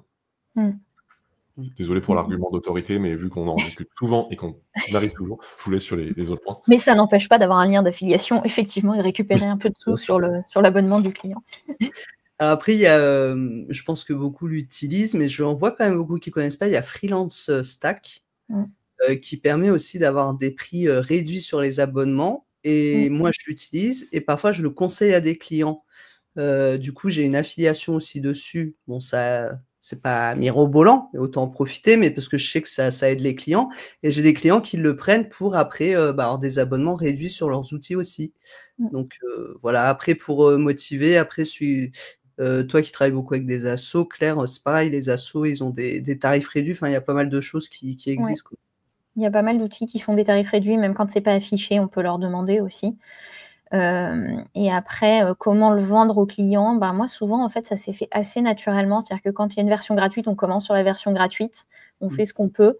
Et puis, on arrive à un moment où on dit, là, ce serait super, on pourrait faire ça, mais il faut passer sur la version payante. Alors, dès le départ, moi, je leur affiche quand même les tarifs, qu'ils sachent un petit peu où est-ce qu'ils vont. Et comme ça, ils peuvent intégrer, éventuellement, on peut proposer différents outils. Mais du coup, en fait, assez rapidement, on essaye d'aller le plus loin possible avec les versions gratuites, mais c'est pas le but de toute façon de laisser les clients sur la version gratuite non plus, parce qu'en général, il y a pas le même support non plus, quoi. Puis le petit, tips, moi, que j'utilise des fois et qui les fait réfléchir dans mes cahiers de cadrage, c'est que je leur mets parce que souvent ils utilisent déjà des outils payants, mais qui leur servent pas à grand chose ou, par rapport au temps qu'ils perdent, je leur fais une estimation par rapport à leur coût horaire de ce qu'ils perdent et s'ils payent un abonnement de 20 € à un outil par mois, en fait, ça leur fait gagner, là, ça leur coûtait 500 € par semaine et là, ils vont payer que 20 € par mois pour gagner les 500 € par semaine, quoi, en gros. J'essaie des fois de leur donner des comparaisons comme ça pour qu'ils se rendent compte que payer un outil 20 € ou même 40 € ou 50 € selon les besoins qu'on a par rapport à ce que ça fait gagner, c'est rien. Et c'est vrai que les gens, ils veulent souvent du gratuit, ils ont du mal à se rendre compte que quand on paye un outil, c'est pas grand-chose et qu'il faut bien payer les équipes aussi derrière et tout, quoi. Le truc, pour moi, c'est toujours de rapporter ça à la masse salariale, se dire en fait, les licences, c'est pas des trucs qui sortent de nulle part, c'est des choses pour vos employés. Quand tu vois le coût d'un employé, te dire cet employé, on va lui permettre de beaucoup mieux bosser avec une licence Airtable à 20 $ par mois. Je prends un exemple volontairement cher, c'est typiquement l'outil qui peut poser des problèmes. Tu dis oui, c'est vrai que c'est cher si tu prends sur tous les employés, mais 20 $ par mois par rapport au salaire de l'employé, ça représente pas grand-chose quand même. Pour augmenter cet employé, ça me paraît pas si cher payé en fait. Mais après, c'est vrai que moi, je suis un peu comme Olivier, j'ai pas forcément trop ce problème-là. Moi, mes clients viennent vers moi, soit ils utilisent déjà les outils, soit ils sont arrêtés sur un outil et du coup, ils viennent vers moi pour cet outil. Donc, j'ai moins besoin de les convaincre. Comme dit Marion, c'est pas un coût, c'est un investissement. Après, un investissement que tu fais tous les mois, bon, c'est un peu un coût quand même, quoi. C'est pas toujours simple à calculer, mais je vais être un peu difficile là-dessus, Xavier, mais malheureusement, il n'y a pas grand monde qui va le vérifier non plus derrière. Non, mais de toute façon, quand tu embauches un employé, Qui fait un ROI de l'embauche d'un employé? Et pourtant, ça coûte une montagne d'argent. Je dis pas qu'il faut pas le faire, au contraire. Mais bon, voilà, au bout d'un moment, se dire, il y a quelque chose qui va clairement me simplifier la vie. À partir du moment où j'en ai les moyens, et parce qu'en plus, on parle de budget qui, la plupart du temps, pour les entreprises, c'est pas, ils mettent toutes leurs billes, toute leur trésorerie qui leur reste dedans. C'est des choses, oui, dans l'absolu, tu regardes le chiffre, c'est cher, mais à l'échelle de l'entreprise, c'est pas grand-chose. En fait, ils ont les moyens de le faire. Tout le truc, c'est d'avoir la volonté. Et fun fact, dans la dernière version de N8N, ils ont créé un tableau de bord qui s'affiche quand on se connecte à l'instance N8N, où on a le nombre d'exécutions de workflow, le nombre de workflows en erreur, et on peut pour chaque workflow dire combien de temps il a fait gagner, donc dans la configuration du workflow. Et donc il y a un indicateur du temps gagné grâce à l'exécution des workflows. Donc à chaque fois que le workflow s'exécute, ça incrémente le compteur. Et quand il l'avait annoncé, il avait dit c'est pour montrer à votre chef. C'est bien, hein. Ça, c'est vrai que pour les trucs où tu génères des documents, des factures, où tu automatises des choses qui traditionnellement sont faites à la main, ça, c'est vrai que c'est assez facile. Mais souvent, c'est juste travailler différemment, plus efficacement, oui, mais tu sais pas exactement vraiment comment et dans quelle mesure avant de commencer le projet. C'est vrai qu'en amont, c'est pas toujours évident. La question de l'argent, hein, elle est fondamentale à de nombreux points de vue. On n'a pas parlé de nos tarifs, parce que c'est aussi un sujet. Il faut être à l'aise avec son tarif et la manière dont notre tarif est perçu, c'est toujours lié à plein d'éléments de contexte qu'on ne maîtrise pas forcément. Donc c'est comme le prix des produits, il y a toujours des idées reçues. Effectivement, réussir à factualiser l'apport, c'est sans doute un bon moyen, mais je rejoins aussi l'idée que c'est pas toujours facile, notamment quand il s'agit de nos contributions. Des fois, le ROI, tu peux essayer de l'expliquer, mais mettre des chiffres en face, c'est pas toujours évident. Le plus simple, c'est quand le client est convaincu avant même d'avoir commencé à travailler avec toi, qu'il a un besoin et qu'il a une urgence, et que donc, quelque part, ça peut faciliter les discussions sur le tarif. Donc, ce que tu es en train de dire, c'est que tu dis au client, s'il vous plaît, allez vous convaincre vous-même et revenez me voir ensuite. Ça pourrait, enfin, je n'ai pas eu l'occasion encore de le faire comme ça, mais en tout cas, commencer à travailler avec un client qui te trouve trop cher, ça paraît une pente glissante, pas Moi, ça facile à m'est maîtriser arrivé de parce leur que dire: «Si vous trouvez ça trop cher, vous trouverez certainement quelqu'un d'autre pour vous le faire et si jamais voilà, vous avez besoin, même ponctuellement d'une expertise ou d'un accompagnement, ouais. je serai ravie de vous aider» Ça et peut du être coup, préférable de recommander quelqu'un d'autre, justement, de dire bah, voilà. peut-être que vous pouvez, si on connaît quelqu'un qui peut faire la mission pour moins cher et en qui on a confiance, Mmh. ça peut être intéressant parce que comme ça, on a aidé le client quand même, Mmh. et partir dans cette direction-là. Et sur J'ai pas les outils, je rajouterais, je pensais aussi sur les outils, c'est important de s'appliquer ce conseil d'accepter de payer à soi-même. Mmh. C'est un élément important sur lesquels, alors, forcément, faut pouvoir se le permettre, parce que des fois, bah, il y a des services qui sont coûteux, mais parfois accepter d'investir justement aussi sur soi-même Mmh. et sur ses propres outils, voire sur des compétences. Je pense expert comptable, par exemple. Il y a quand même une partie de la comptabilité en tant que chef d'entreprise. Hein. Quand on est Mmh. indépendant, on devient chef d'entreprise, qui peuvent prendre du temps, être compliqués. Et en fait, bah, le fait de payer quelqu'un pour le faire, ne serait-ce qu'en partie, ça peut vraiment valoir le coup pour se concentrer sur son cœur de métier. Et une fois qu'on se l'est appliqué à soi-même, bah, on peut peut-être être plus convaincant pour argumenter vis-à-vis d'un client sur ce type Mmh. de logique. Tout à fait et très belle transition du coup sur nos outils, notre stack technique, d'entreprise, et nos outils, ceux auxquels on ne renoncerait pas, même si on doit les payer. Mais juste Vas-y, vas-y, Pierre. pour rebondir sur ce que disait Yannick, moi, j'ai pas le souvenir qu'un client qui m'a trouvé trop cher, à un moment, enfin, je vais pas souvenir que ce soit in fine transformé en mission. J'ai des clients qui sont venus vers moi après avoir essayé quelqu'un d'autre, ils cherchaient du pas cher, et cetera, et ils se sont dit: «Ah, peut-être essayer du plus cher».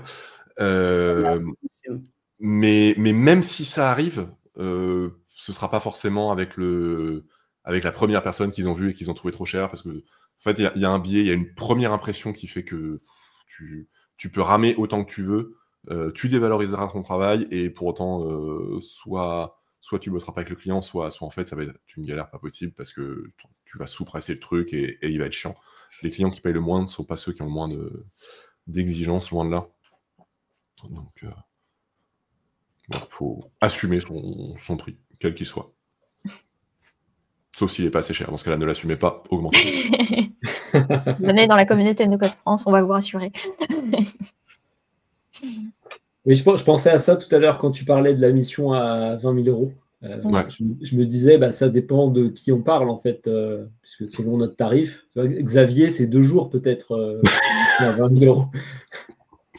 Vu son niveau d'expertise incroyable dont tout le monde parle tant, j'imagine que son tarif, c'est 10 000 par jour. Oui, non, mais on est d'accord que 20 000 euros, ça dit pas forcément toute la taille de la mission. C'est pas pareil si on a un TJM à 300 ou à 1000. Déjà, si on a un TJM à 300, il faut le monter. Mais bon, disons que ça reste objectivement une grosse mission. À moins, effectivement, d'avoir un TJM à 10 000, mais je connais personne dans la communauté. Personnellement, à ce stade, peut-être qu'il se cache bien, je ne sais pas. Mais voilà, ça reste 20 000 euros, c'est le chiffre qui m'était resté en tête, parce que je ne sais plus exactement dans quel TJM j'étais et combien de jours il y avait. Mais ouais, c'est les grosses missions, on va dire, quand on commence à parler en dizaines de jours, ça va être un petit signal d'alarme de « Oula, est-ce que je suis pas en train de faire une connerie ?» Après, je pense que c'est très, très variable. Les TJM, ça dépend de la mission aussi. Quand on est sur, je parlais tout à l'heure, moi, de la mission où ils me payent tous les mois un compte de jours et après, ils payent en supplément si je dépasse le nombre de jours. Bon, bah, typiquement, on fait des concessions sur ce genre de mission. Est-ce qu'on fait bien, est-ce qu'on fait pas bien? Après, ça se discute, mais ça permet aussi d'avoir un certain confort. Ça dépend des clients aussi. Effectivement, Marion, il y a des associations pour qui je travaille gratuitement aussi, par choix. Et ça me permet aussi, enfin les autres missions me permettent aussi de financer ça, et ça fait partie un petit peu de l'ADN de mon entreprise, donc elles le vivent bien aussi, et elles sont au courant aussi que j'ai des missions gratuites pour d'autres assos, donc c'est pas forcément un problème. Oui, tu as le droit d'avoir des engagements dehors. Et je pense qu'il y a aussi, pour fixer son TJM, je pense que quelque chose est souvent oublié par ceux qui débutent, c'est en fait de partir déjà des charges qu'on a personnellement, parce que chaque entreprise a des charges différentes, et que ce soit les charges professionnelles et les charges de sa vie personnelle, hein, faut remplir son frigo, on a des choses à payer. Et puis de la typologie de l'entreprise, parce qu'en micro-entreprise, on n'a pas les mêmes charges que si on est en SARL, URL ou autre. Il faut penser aussi aux assurances qu'il va falloir payer à côté, parce que faut aussi se protéger. Moi, en ce moment, dans une autre activité, j'ai un souci avec une cliente, donc je suis contente d'avoir ma protection juridique qui m'assiste, parce que je suis pas quelqu'un qui lâche l'affaire et qui laisse faire les choses. Donc, faut penser à tout ça aussi, la médiation, le médiateur, etc., qu'il faut prendre selon le type de client, etc. Enfin, il y a des choses à payer, et ça, c'est un peu dépendant à chacun, quoi. Oui, on a souvent tendance, quand on démarre, à se dire « Ah bah je vais facturer tant d'heures dans le mois, donc du coup je découpe comme ça ». Et tu parlais tout à l'heure, Pierre, du fait de traquer son temps. Moi, j'ai commencé aussi à traquer très précisément mon temps pour savoir quel était mon temps facturé, quel était mon temps non facturé, ce qui est super important aussi, parce qu'on a aussi beaucoup de choses, on parlait de la production de contenu, des communautés et tout ça, aussi d'avoir conscience de ce temps non facturé. Ouais. Faut effectivement, oui, quand on démarre, on peut se dire, ok, il y a 21 jours ouvrés dans le mois, allez, je vais en facturer 18. Non, mais déjà, si vous en facturez 10, c'est pas mal, hein. En vrai, parce que entre les moments où bon, on est moins en forme, on bosse moins, parce que c'est pas évident tous les jours de se motiver, et d'avancer, faut pas se leurrer. Toute la communication, le commercial, l'administratif, etc., qui peuvent prendre beaucoup de temps. Les 4 heures par jour passées sur le Slack No Code France, pas pour moi. J'exagère un peu, mais non, mais en gros, il y a plein de trucs à faire, et il faut vraiment pas le sous-estimer. Donc, vraiment, partez du principe que vous allez facturer 10 jours dans le mois, même quand vous démarrez, c'est un bon mois déjà, hein. Donc, voilà, faut pas se dire, ok, il y a 21 jours, on en enlève un pour avoir une petite marge de sécurité, combien j'ai besoin pour gagner le SMIC. C'est pas comme ça que ça marche. Je sais plus, il y a une étude de Malte qu'ils avaient sortie, ils disaient que le TJM minimum, de toute façon, c'est 400-450 € au jour. Pour vivre un minimum. Après, on est d'accord que si on vit à Paris ou si on vit dans un petit village où on a virtuellement pas de coûts, c'est pas la même chose, clairement. Mais voilà, c'est adapté aux situations de chacune et chacun. Mais ne vous bradez pas non plus, quoi. Et ne partez pas forcément. Ne partez pas non plus de ce ok, je veux gagner tant par mois, comment je. Voilà, ayez déjà un TGM minimum, bookez un minimum de jours par mois. Après, vous avez le droit aussi de caper votre nombre de jours. Vous dites, moi, je veux bosser 10 jours par mois et j'ai pas envie de facturer plus, j'ai pas envie d'aller partir dans une fuite en avant, etc. C'est tout à fait possible. Mais faut pas non plus avoir l'effet inverse où en fait on se bride totalement. On était parti sur la question de la stack. Oui. Votre stack technique personnelle. On peut commencer parce que c'est assez simple dans le sens où j'ai pas vraiment de stack. Dans le sens où, comme je l'ai dit dans ma présentation, je me considère encore comme débutant, donc j'ai pas nécessité de proposer des outils en particulier. Après, j'ai des affinités qui sont construites au fil du temps. Alors, il y a un outil que je valorise beaucoup, c'est TimeTonic, pour différentes raisons, mais notamment par rapport à le point de départ, c'est la référence santé. En fait, ils ont une référence qui est la PHP, donc la plus grosse structure hospitalière européenne, je crois. Je crois qu'on peut dire ça comme ça. Et ils travaillent pour obtenir la certification hébergeurs de données de santé, donc ça leur donne une légitimité. Et puis j'ai eu l'occasion d'échanger avec plusieurs membres de l'équipe, qu'ils soient français, il y a plein d'arguments, et la solution répond à certains besoins. Après, je tourne autour de certains outils. Alors, oui, j'aurais peut-être dû commencer par là. N8N a été mon premier outil un peu chouchou quand j'ai commencé à tester des outils d'automatisation. J'ai essayé Make, j'ai essayé Zapier, qui ont leur qualité, et vraiment, je pense qu'ils méritent toute l'attention qu'on leur porte, mais N8N, c'est sans doute ma fibre un peu technique qui fait que tout de suite, j'ai vu une certaine puissance. Et là, je suis en train de m'y remettre vraiment. Et bon, je confirme tout le bien que j'en pense. Bon, c'est devenu l'outil à la mode de 2025, donc je de le repréciser. Ah, c'était pas toi, le Pierre, à la No Code Week qui J'ai des stickers, si tu veux, Pierre. Donc, voilà. Après, j'ai je commence à manipuler Coda, après m'être fâché avec Notion, parce que j'ai essayé Notion. C'est pas facile à dire. J'ai essayé Notion. Notion. Certains disent Notion, c'est peut-être plus simple de le dire à la française. J'ai essayé Notion à plusieurs reprises, en fait, et à chaque fois, j'ai du mal à expliquer pourquoi. Je pense que ça fait beaucoup de choses très bien, et je comprends que certains soient passionnés de Notion, mais Coda m'a plus séduit dans cette famille d'outils. Et après, j'en ai plein d'autres. J'ai Retool, par exemple, où pour un besoin client précis, c'est Retool qui a vraiment été la bonne réponse. Et donc, justement, moi, ma stack, en fait, elle est un peu infinie, où c'est en fonction des besoins. Je vais choisir un outil plutôt que le contraire. Voilà pour moi, comme ça, de manière très, très spontanée sur le sujet. Claire, tu veux savoir la stack qu'on utilise pour gérer sa boîte directement? Je pense que la question de Marion était plus orientée, effectivement, quelle stack on utilise nous pour gérer notre boîte. Mais effectivement, comme nous, on avait présenté nos stacks, mais qu'Yannick ne l'avait pas fait, je préférais le laisser finir de présenter parce que je trouve que c'est intéressant. C'est des stacks un petit peu différentes qu'on a tous. Mais du coup, alors, je pense que ma stack principale personnelle, c'est un outil qui s'appelle Standard Note.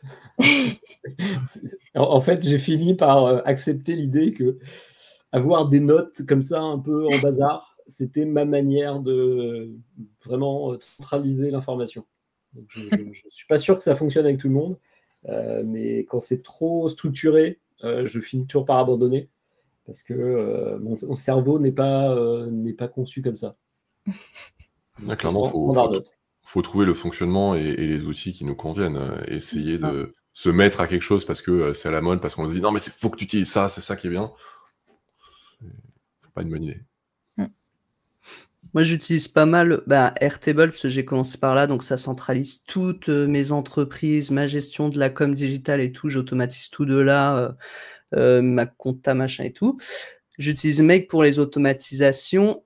J'utilise Fillout sur mes sites web pour démarcher les clients quand ils m'écrivent pour présenter leur projet. Je l'utilise aussi sur mon site pour les artistes parce que j'ai mis un quiz en ligne pour choisir la meilleure formation qui leur correspond et j'ai automatisé avec l'IA.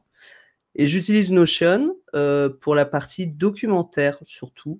Parce que, en fait, Notion, j'utilise avant qu'il y avait tout le buzz autour. Ça fait, je crois, presque depuis sa création, je l'utilise. Mais vraiment pour la partie documentaire où je partage aussi avec mes clients, quand je travaille pour eux, le suivi des missions et des tâches. Souvent parce que c'est plus facile pour eux d'aller sur Notion pour suivre parce qu'ils ont déjà un compte ou ils l'utilisent déjà.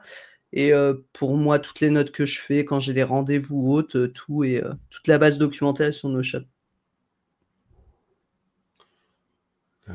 Alors moi de mon côté, j'utilise beaucoup Airtable, donc qui centralise vraiment toutes les infos sur mes missions sauf la to-do list. Mais vraiment j'ai tout dans Airtable. La to-do list c'est dans Asana que j'utilise depuis 15 ans, peut-être 10, mais bref longtemps. Donc là je fais des liens entre les deux, donc les projets que je crée dans Airtable sont créés dans Asana, comme ça je peux facilement faire le lien.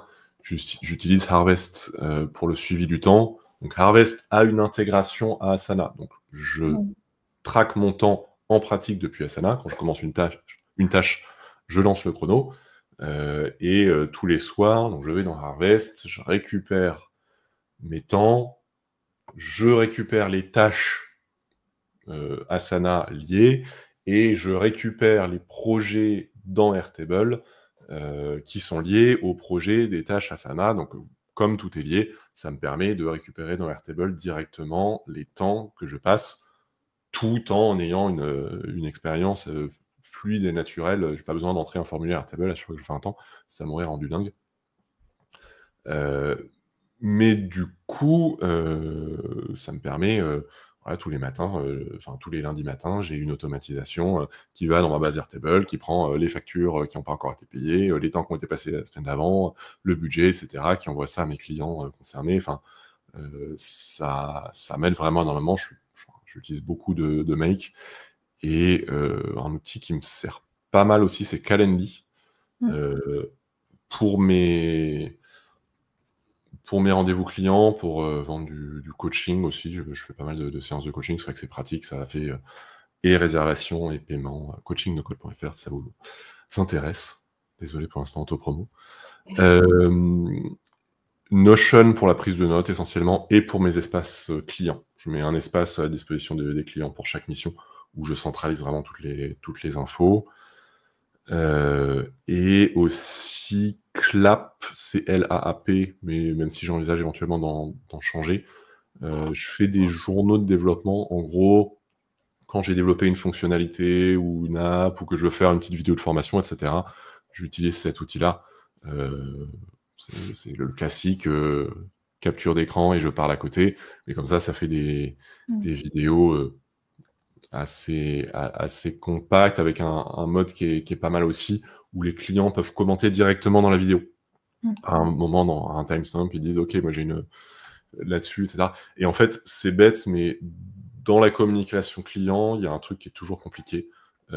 C'est le contexte. Je suis un obsédé du contexte. Quel que soit le sujet, il faut plus de contexte. C'est un peu mon motto. C'est comme une IA, quoi, en fait. Comme ChatGPT, il a tout copié sur moi, en fait. Mais et du coup, des fois, tu te retrouves à échanger 3 mails avec un client juste parce que tu ne sais pas de quoi la personne parle. Et en fait, je me rends compte qu'avec ça, le contexte, il est là. Je suis en train de présenter un truc, la personne répond directement dans la vidéo, je sais de quoi on parle. Alors que si elle avait répondu dans l'email, ok, là, je pense qu'il faudrait que tu... De quoi tu parles? J'ai fait une vidéo de 15 minutes, je sais pas de quoi tu parles.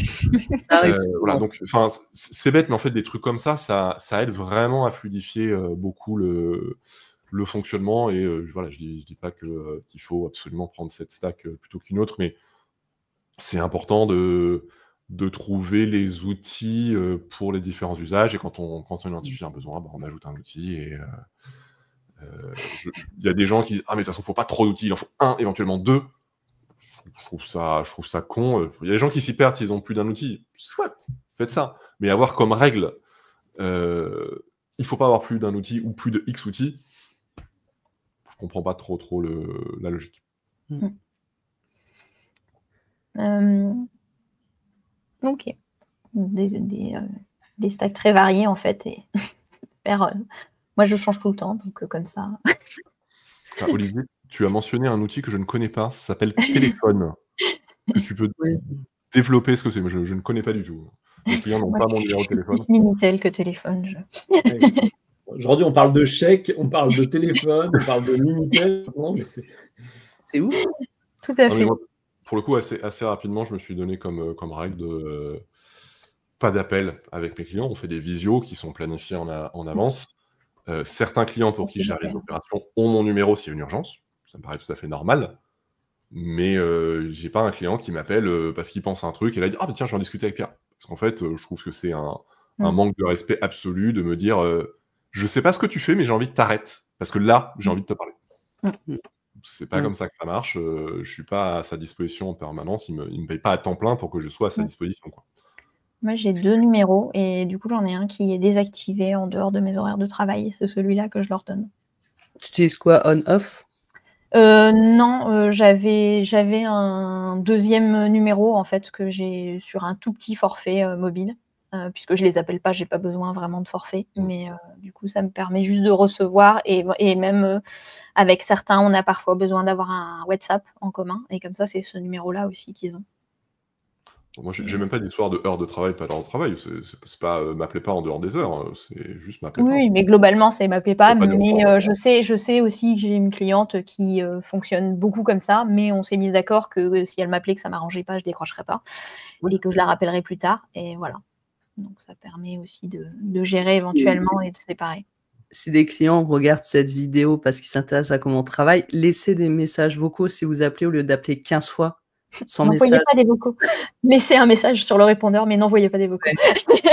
Ah, mais les gens qui t'appellent toutes les 10 minutes, de laisser un message que tu écoutes quand tu auras le temps, quoi. Il n'y a que ma mère qui a le droit de faire ça. Et souvent pour des trucs qui n'ont aucune espèce d'urgence. C'est juste que c'est ce à quoi ils pensent maintenant. C'est Moi, ça. qu'un client, tout est en rade, il faut que j'intervienne rapidement, m'appelle 12 fois en 5 minutes, totalement justifié. Qu'un client m'appelle 3 fois dans la journée pour un truc qui aurait pu être un mail et qui peut être traité dans 2 semaines sans souci, ça me dépasse. Je prends juste ce petit commentaire d'Olivier. Moi aussi, effectivement, dans mes contrats, le travail en dehors des horaires de travail ou le week-end est majoré. Effectivement, par défaut. C'est ce que je propose aussi aux clients. Si c'est une urgence, je leur dis OK, mais ce sera à temps en plus. Bizarrement, ça devient plus une urgence après. Voilà, Ouais, ça écoule une partie des problèmes. Je facture pas l'urgence comme ça à la volée. Je dis juste si il y a une urgence qui m'oblige à bosser le soir ou le week-end, Oui, c'est ça. plus 50%. Sur un jour que Sachant tu n'es pas que j'en prévu viens. pour travailler pour eux. Ça veut pas dire que j'ai une obligation de bosser le soir et le week-end. Ça veut dire que si je le fais, ce sera facturé plus cher. Et après, ce que je fais sur des missions qui sont vraiment dans des délais courts, je fais généralement plus 20% sur le TJM. Parce que, il n'y a pas que notre temps et notre expertise qu'on vend, il y a aussi toute une organisation qui va avec, une disponibilité. Enfin, c'est pour ça que je réponds pas au téléphone. C'est que, à un moment, il faut qu'on s'organise pour avancer. Si on est tout le temps perturbé, c'est compliqué. Et pareil, s'il y a un client qui a une mission intéressante et pas trop longue, mais en même temps, il faut la caler dans des délais très très courts, ça oblige à tout revoir, ça a un prix, ça a une valeur, c'est des efforts qu'on fait, ça doit se répercuter sur la facture. Eh bien, nous arrivons à la fin de cette émission. Est-ce qu'il y a une question qu'on n'a pas posée, à laquelle vous avez très très envie de répondre, ou un message que vous avez envie de faire passer? J'ai repassé en revue là, toutes les questions que tu nous avais envoyées en amont, Claire. Merci à toi d'ailleurs. Il y a une question qui était peut-être un peu en filigrane, mais à laquelle on n'a pas répondu directement, et je trouve ça dommage. C'est généraliste versus spécialiste. C'est intéressant. Je sais pas ce que vous en pensez. Enfin, j'ai juste cadré la question et. Pour mon retour d'expérience, au début, je voulais être généraliste parce que je me disais, je peux toucher plein de clients avec ce que je sais faire.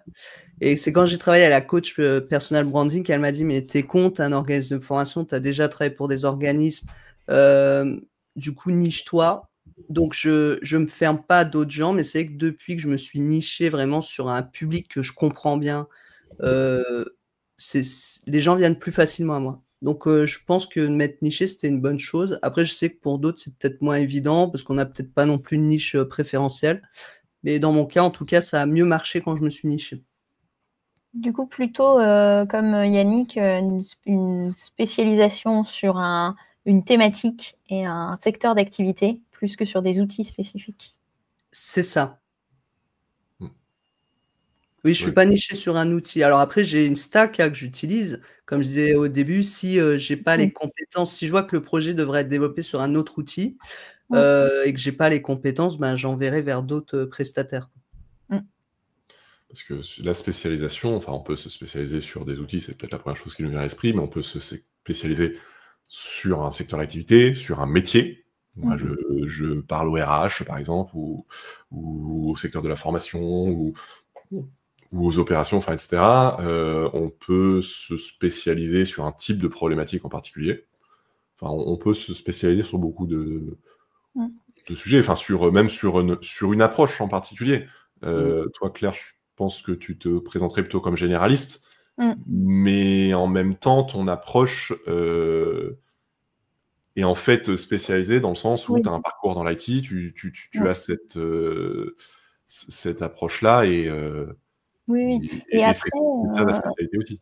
moi, je vends en fait aussi dans mes missions la communauté No Code France, en fait, en disant que je suis pas forcément spécialisée sur Nous des ne sommes pas à vendre. sur des outils et tout ça, mais que je fais partie d'une communauté et que du coup, si jamais à un moment on attaque un outil que je connais pas, je peux leur recommander des gens, je peux trouver des gens, je peux aussi faire appel ponctuellement à des experts d'une thématique pour avoir un avis extérieur. Et en fait, ça permet aussi de rassurer certains clients qui se disent c'est quelqu'un qui est tout seul et qui, ça se trouve, la semaine prochaine va faire autre chose, quoi. Et voilà, je trouve que c'est aussi quelque chose qu'on peut mettre en avant. Plutôt cool. Donc, ça veut dire que tu es spécialiste en No Code France, quoi. Exactement. Mais après, ça m'est arrivé de refuser des missions qui n'étaient pas du tout alignées avec ma vision du monde et avec ce que je veux contribuer à créer comme monde. Et voilà. On retourne un peu dans le domaine du personnel branding, de la différenciation, où il n'y a pas un seul angle d'attaque, mais c'est important de se différencier parce que justement, on est tous singuliers et pour trouver son chemin, il faut essayer d'être à sa place. Alors après, il y a des contraintes, notamment financières, qui font que parfois ça peut être difficile de trouver un endroit où on est à l'aise et de ne pas accepter des missions avec des clients qui ne rejoignent pas nos valeurs. Mais bon, ça peut être un objectif, je pense, assez commun d'essayer de trouver. Alors, ça niche. Je ne sais pas si tout le monde réagit de la même manière quand on parle de se nicher, Guylaine. Moi, c'est un terme que j'utilise, hein, mais je pense à un chien tout de suite quand on parle de se nicher. Mais c'est bien l'idée quand même de trouver un emplacement qui... C'est presque métaphysique, hein. Notre place dans ce monde, quelque part. Ne serait-ce que pour se présenter, c'est quand même plus facile. Ah oui, pour engager des discussions.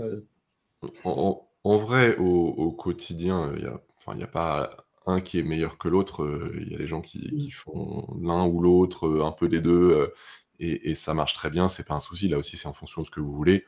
En revanche, le conseil qui revient quand même quasi systématiquement, c'est que si la problématique est la vente, si vous vous lancez, si vous avez des ventes qui ne sont pas au niveau de ce que vous voulez, la spécialisation est quand même un levier intéressant.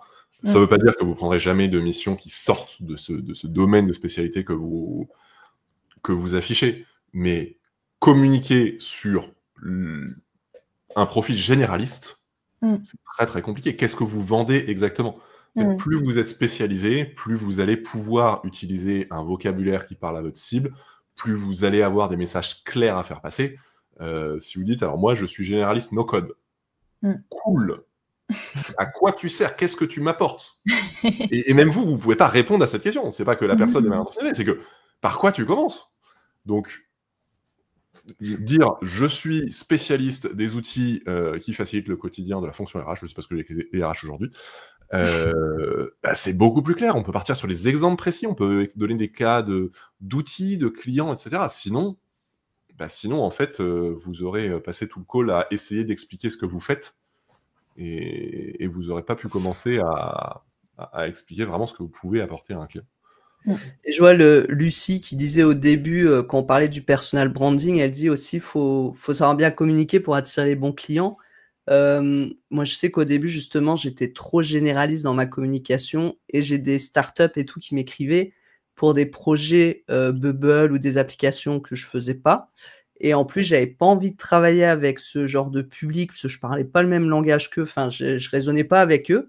Et donc, à un moment, il faut en effet quand même dans sa communication, si on veut amener certains types de clients vers soi, même dans sa communication, il faut quand même spécialiser son discours pour dire, voilà, si je veux attirer telle ou telle personne ou travailler avec tel ou tel client et pas les autres, il faut tout de suite qu'ils comprennent que c'est pas vers moi qu'il faut venir si c'est tel type de client, quoi.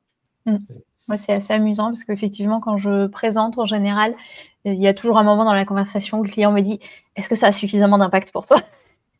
Est-ce que c'est suffisamment bien?» Je trouve ça assez amusant aussi de retourner un petit peu l'échange comme ça, parce qu'on est tous, nous, en train de se demander si on est bien, mais c'est sympa aussi de le retourner un peu comme ça, quoi.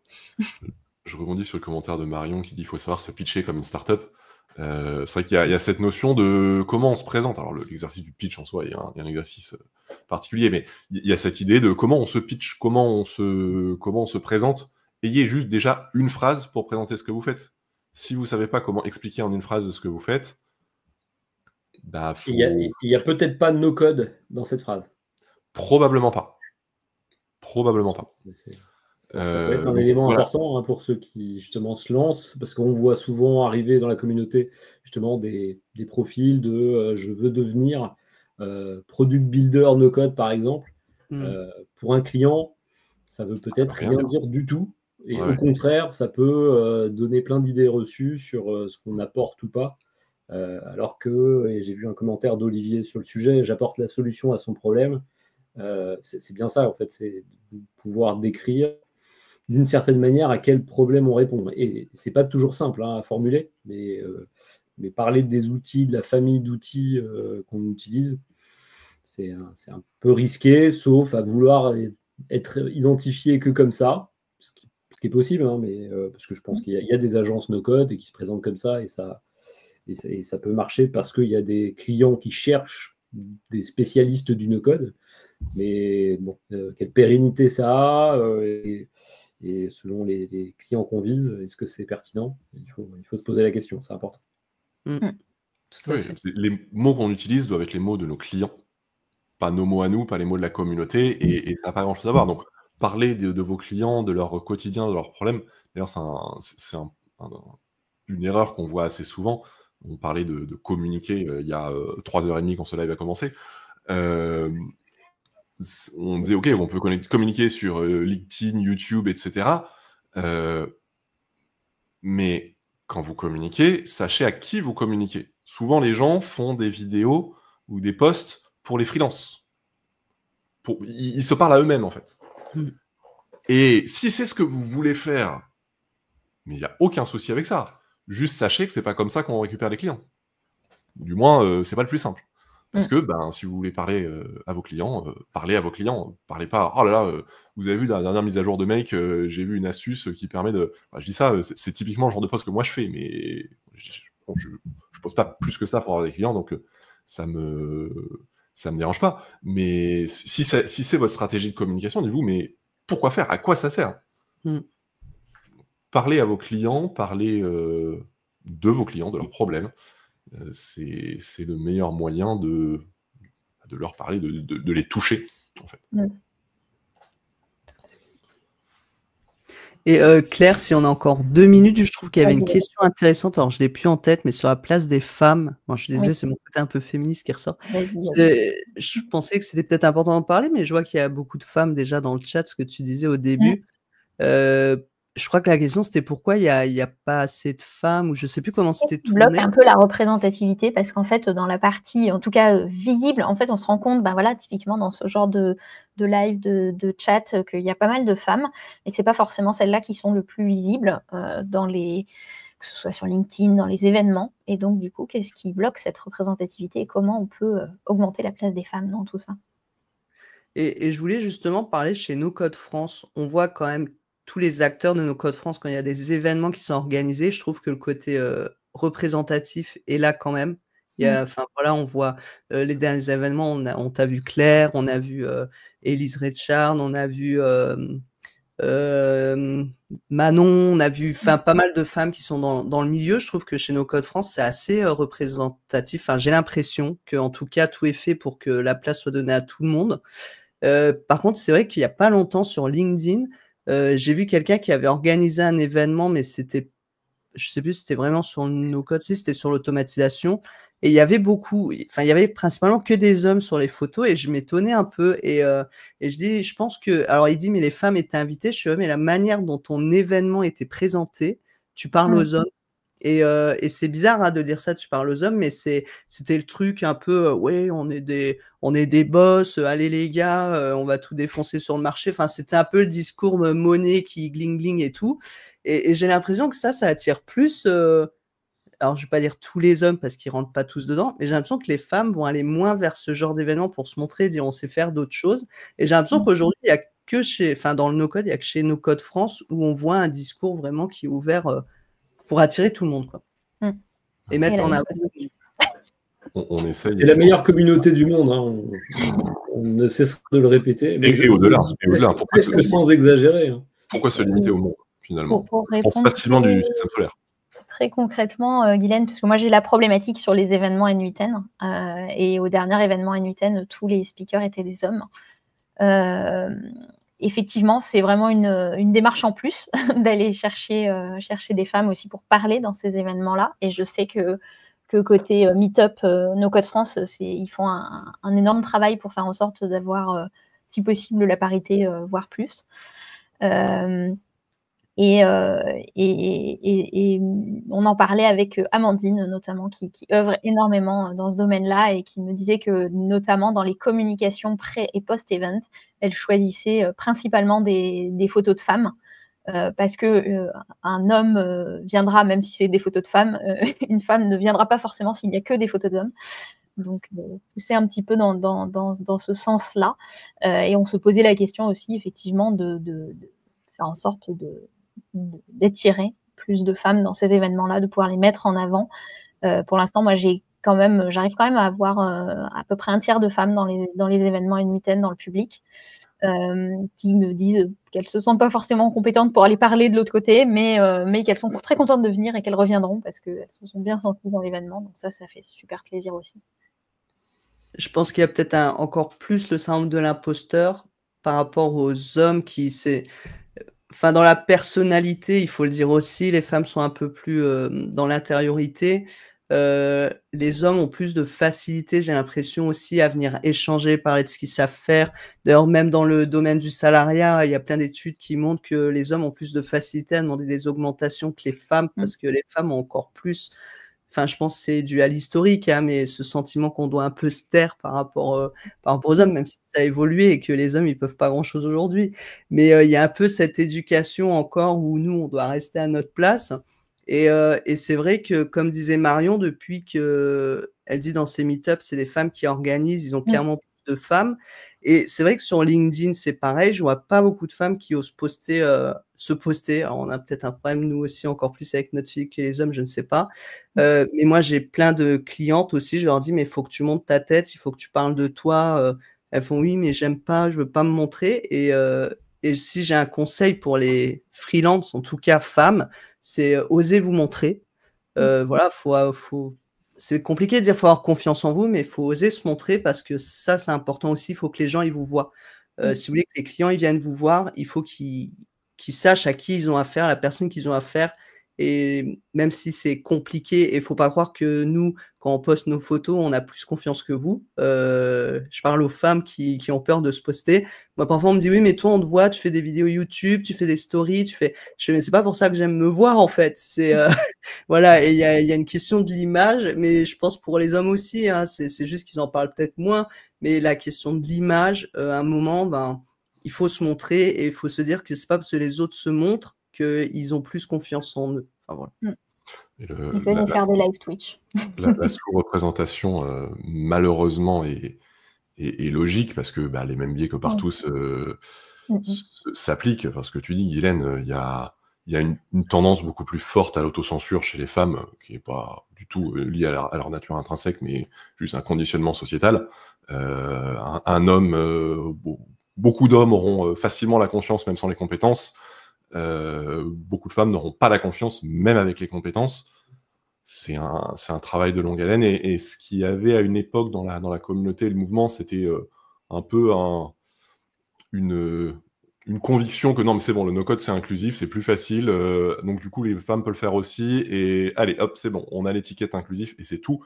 Et c'est totalement con parce que, Il suffit pas de dire que c'est inclusif, il suffit pas que ce soit facile. Enfin, c'est même pas histoire de facile. Les femmes ne sont pas moins compétentes pour faire du code que les hommes. C'est juste que pour tout un tas de raisons, elles en font moins aujourd'hui.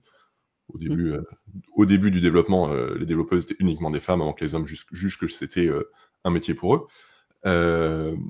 Donc voilà, il y a toute une histoire dessus. C'est pour ça qu'il y a une guide diversité-inclusion qui est malheureusement pas très active aujourd'hui à No Code France. Mais l'idée, c'est de se dire cette diversité, elle n'arrivera jamais si on bosse pas pour. Ça se décrète jamais.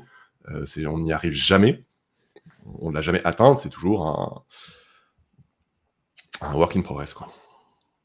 Mais voilà, c'est aussi une responsabilité des femmes aujourd'hui, je voulais le dire, parce que pendant un moment, on disait toujours oui, mais les hommes, ils incluent pas les femmes. Je vois chez No Code France, il y a beaucoup de choses de faites. Tu vois, Claire, tu dis, tu fais plein d'événements et tu essayes d'avoir des femmes. Donc, il faut aussi que les femmes, elles prennent un petit peu les rênes en main et qu'elles disent, ben voilà, on nous invite à participer, la parole est ouverte. Donc, il faut aussi y aller, quoi. Et il y a une guilde diversité et inclusion qui cherche des animateurs et qui cherche un nouveau souffle. Tout à fait. C'est un message pour moi, ça aussi? Non. Ceux qui voudraient s'engager là-dedans et peut-être démarrer, en tout cas, en s'engageant dans une guilde pour ne pas être seul, parce que ça peut aider aussi. C'est un appel. Donc, toi, Guylaine, tu dis, tu appelles les femmes à s'affirmer plus. Moi, j'appelle les hommes à leur laisser, à se faire violence pour leur laisser de la place, parce qu'on n'a pas toujours conscience de à quel point nos comportements standards peuvent être exclusifs. Et à un moment, c'est pas juste, il suffit pas de se dire ah non, mais j'ai lancé un appel à speaker, j'ai eu que des hommes, j'ai fait le taf, hein, j'ai pas discriminé les femmes. Ouais, mais c'est un peu plus compliqué que ça. Ou des fois dans la communication, quand on voit bonjour les gars, il n'y a pas que des gars sur. C'est un peu le. Ouais, bon, c'est marrant après. Il y a des femmes qui ça peut. Ce qui m'énerve encore plus, c'est quand quelqu'un dit merci les gars après une conversation dans laquelle des femmes ont participé. Là, vraiment, ils les voient, mais. Oui, mais alors, des fois, il y a des filles, femmes, qui disent mais les gars, justement, je pense qu'il y a peut-être un truc générationnel qui fait que les gars, c'est devenu. Moi, je peux avoir tendance à le dire parce que après 15 ans dans l'informatique, tu as pris le pli, quoi. Tu as pris le pli d'être entouré de beaucoup d'hommes, quoi. Ah ouais, moi je voyais plutôt une génération un peu plus jeune que la mienne qui avait banalisé ce terme-là. Mais c'est peut-être une interprétation. Peut-être aussi, mais il y a des réflexes qui sont ancrés dans les habitudes de femmes et hommes et qui pour autant sont mauvais. Bah oui. En tout cas, il y a Marion qui est au taquet, là. Elle a dit invitez-moi, j'adore parler. Eh ben, très bien, viens Marion.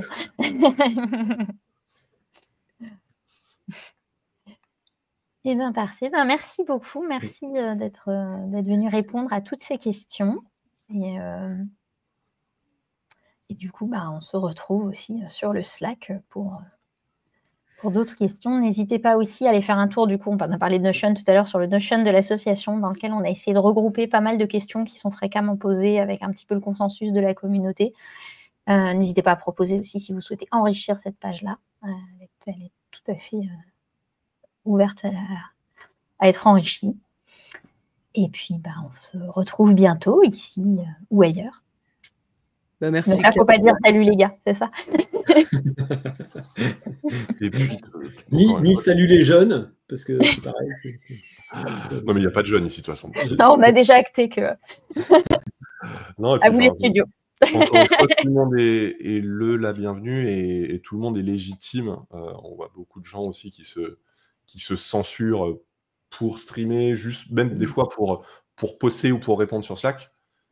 Et en fait, tout le monde est la bienvenue. Enfin, il n'y a pas de questions trop bêtes, il n'y a pas de personnes pas assez compétentes ou pas assez légitimes. On commence toutes et tous de quelque part. Et un stream de France, c'est comme n'importe quelle vidéo. On parle à son PC, on oublie justement qu'il y a des gens qui regardent. Et puis, la communauté est faite pour aider tout le monde. Et peu puis, importe même si vous vous sentez seul, Xavier sera toujours là dans le chat. Oui. Ça. Merci à tous, en tout cas, pour ces échanges aussi. Merci. Merci beaucoup. Merci au chat, merci à tous ceux qui vous regardez en replay. aux millions de personnes qui regardaient sur YouTube, sur Le chat est en Twitch. feu aujourd'hui. Seulement si je réponds au questionnaire pour le replay. Au moins pendant une semaine sur Twitch. Je vais finir par faire un ban sur les gens qui remplissent pas le formulaire, qui ne suppriment pas leur Et replay. tu bannes Xavier, on est malin. Non, mais Xavier, il a pas de replay, il fait pas de... enfin, il fait peu d'émissions. C'est vrai qu'il avait un replay en attente. Quand même. Allez, merci beaucoup, bonne journée. Bonne Bonne journée. journée. Salut. Et à bientôt.